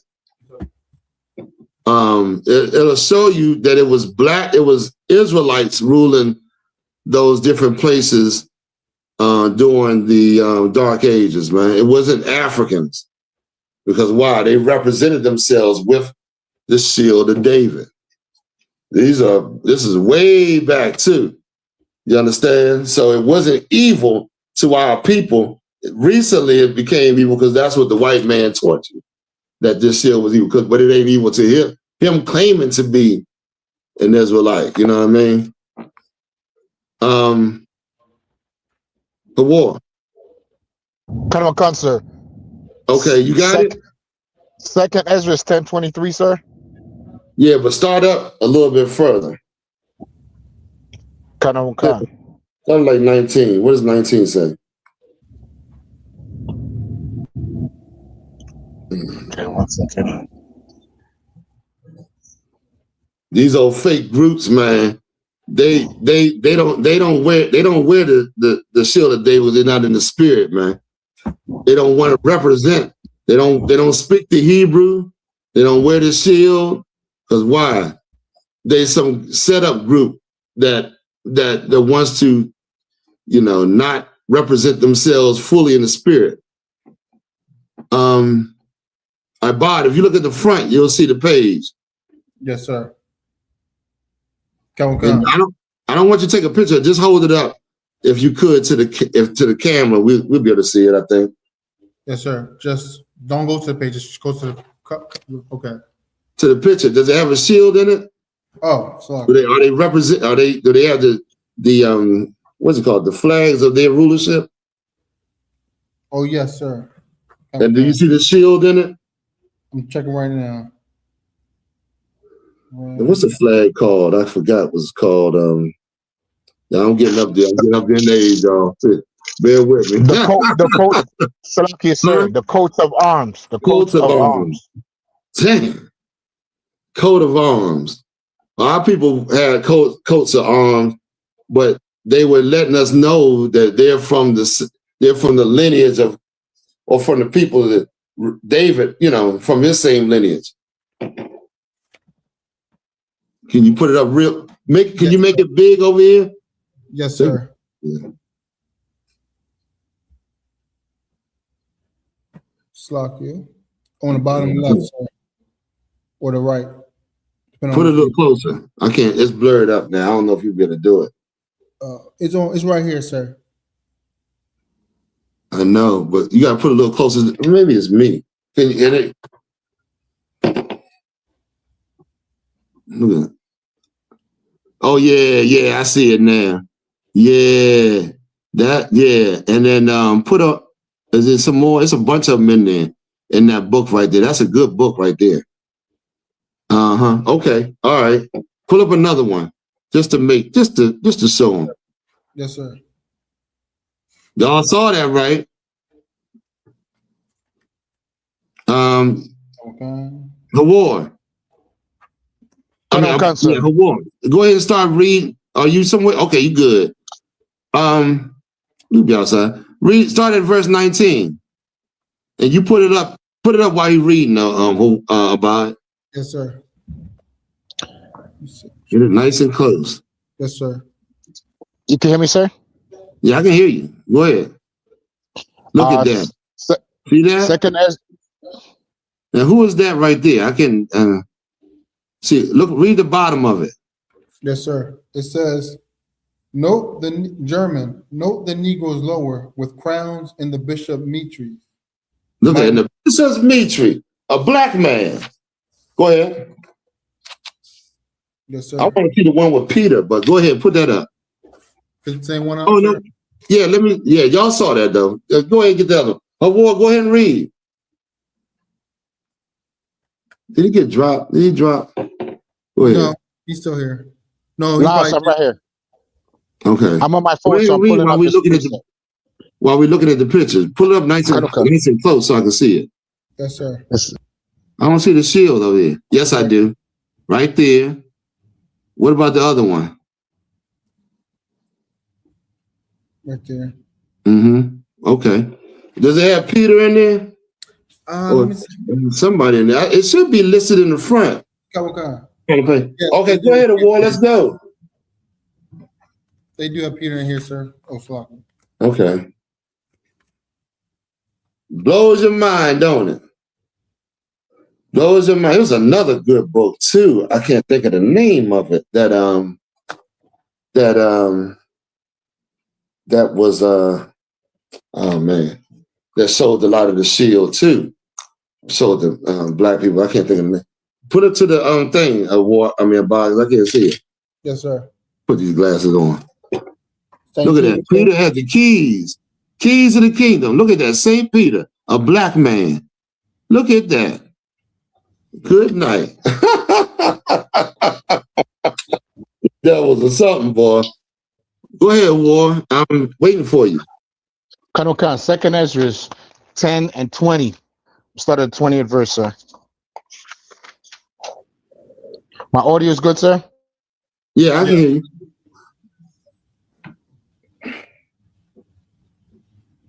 It ain't good no more. Something must have happened. It's on the screen no more. Okay. Oh, it's on the screen. Okay, come, throw it, sir. And it says, and which is the greatest of all? The seal of Zion hath now lost her honor, for she is delivered. It said the greatest, when you read above this, the things the Lord tells you are the tragedies that happen to our nation, man. All the different things that got wiped out or destroyed because of us going into captivity. But he said that the Lord said, which is the greatest of all of them? And he said, the seal of David. What? The seal of Zion hath now lost her honor. The seal of Zion has lost her honor. Man, it sure has. Because we looking at it like it's something evil, while the white man is portraying to be us. There's nothing honorable about, your enemies stealing your culture and making you afraid of representing, the great men that God, that went to war for our nation and that the Lord honored. Read on. For she is delivered into the hands of them that hate us. She is delivered into them. She has been delivered into the hands of them that hate us. The people that got the shield of David on right now, what they call a star, are defiled and are not the people of God, man. They are disgusting heathens, Amalek that always made war against us. They made sure they funded the slave trade, they funded slavery. Made sure all up in your schools, made sure you get books to teach you to deny, movies to teach you to hate one another, religions that teach your religious leaders the slave Bible. This is the modern day slave Bible, man, that they teaching you. You understand? Right. Is that in the war? Kind of a concert. That was it on it, sir. That's it. That's it on this class right here, too. There's a lot to go into David, man. David was a hell of a guy. I hope y'all take the time out and read some of his conquests and the things he did, man. Edify yourself. I want to move on because the Passover was right around the corner. And y'all know, like I like to do, I like to get some of the, I like to put a couple of classes out before then. So, any questions or anything like that before we roll up out of here? Checking right now, sir. Sir. No questions? Hey, listen, we had a very, we always enjoy, teaching this class, man. And I'm glad to have you amongst us. As we always do, we're going to salute, have the brothers salute each other. Barak.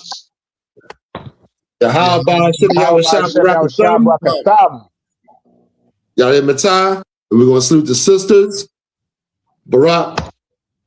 YAHAWASHI. We're glad to have y'all, man. Come join us again next Sunday. Lord allow. Lord be with y'all till we meet again, man. Shalom. Shalom, Israel. It's that time again. The I.S.U.P.K. under Commanding General YAHANNA presents the Lord's 57th Annual Passover. That's right, the Lord's 57th Annual Passover, April 4th, 2026 in Houston, Texas. All Black, Hispanics, and Native Americans are commanded to observe the Lord's Passover. This will be the biggest Passover to date. You do not want to miss this. Fresh lamb, fresh wine, and bitter herbs as commanded by the Most High. Only $200 per person, ages 17 and up. The biggest event of the year. There is only one Passover, and it's under Commanding General YAHANNA. See you there, Israel. Shalom.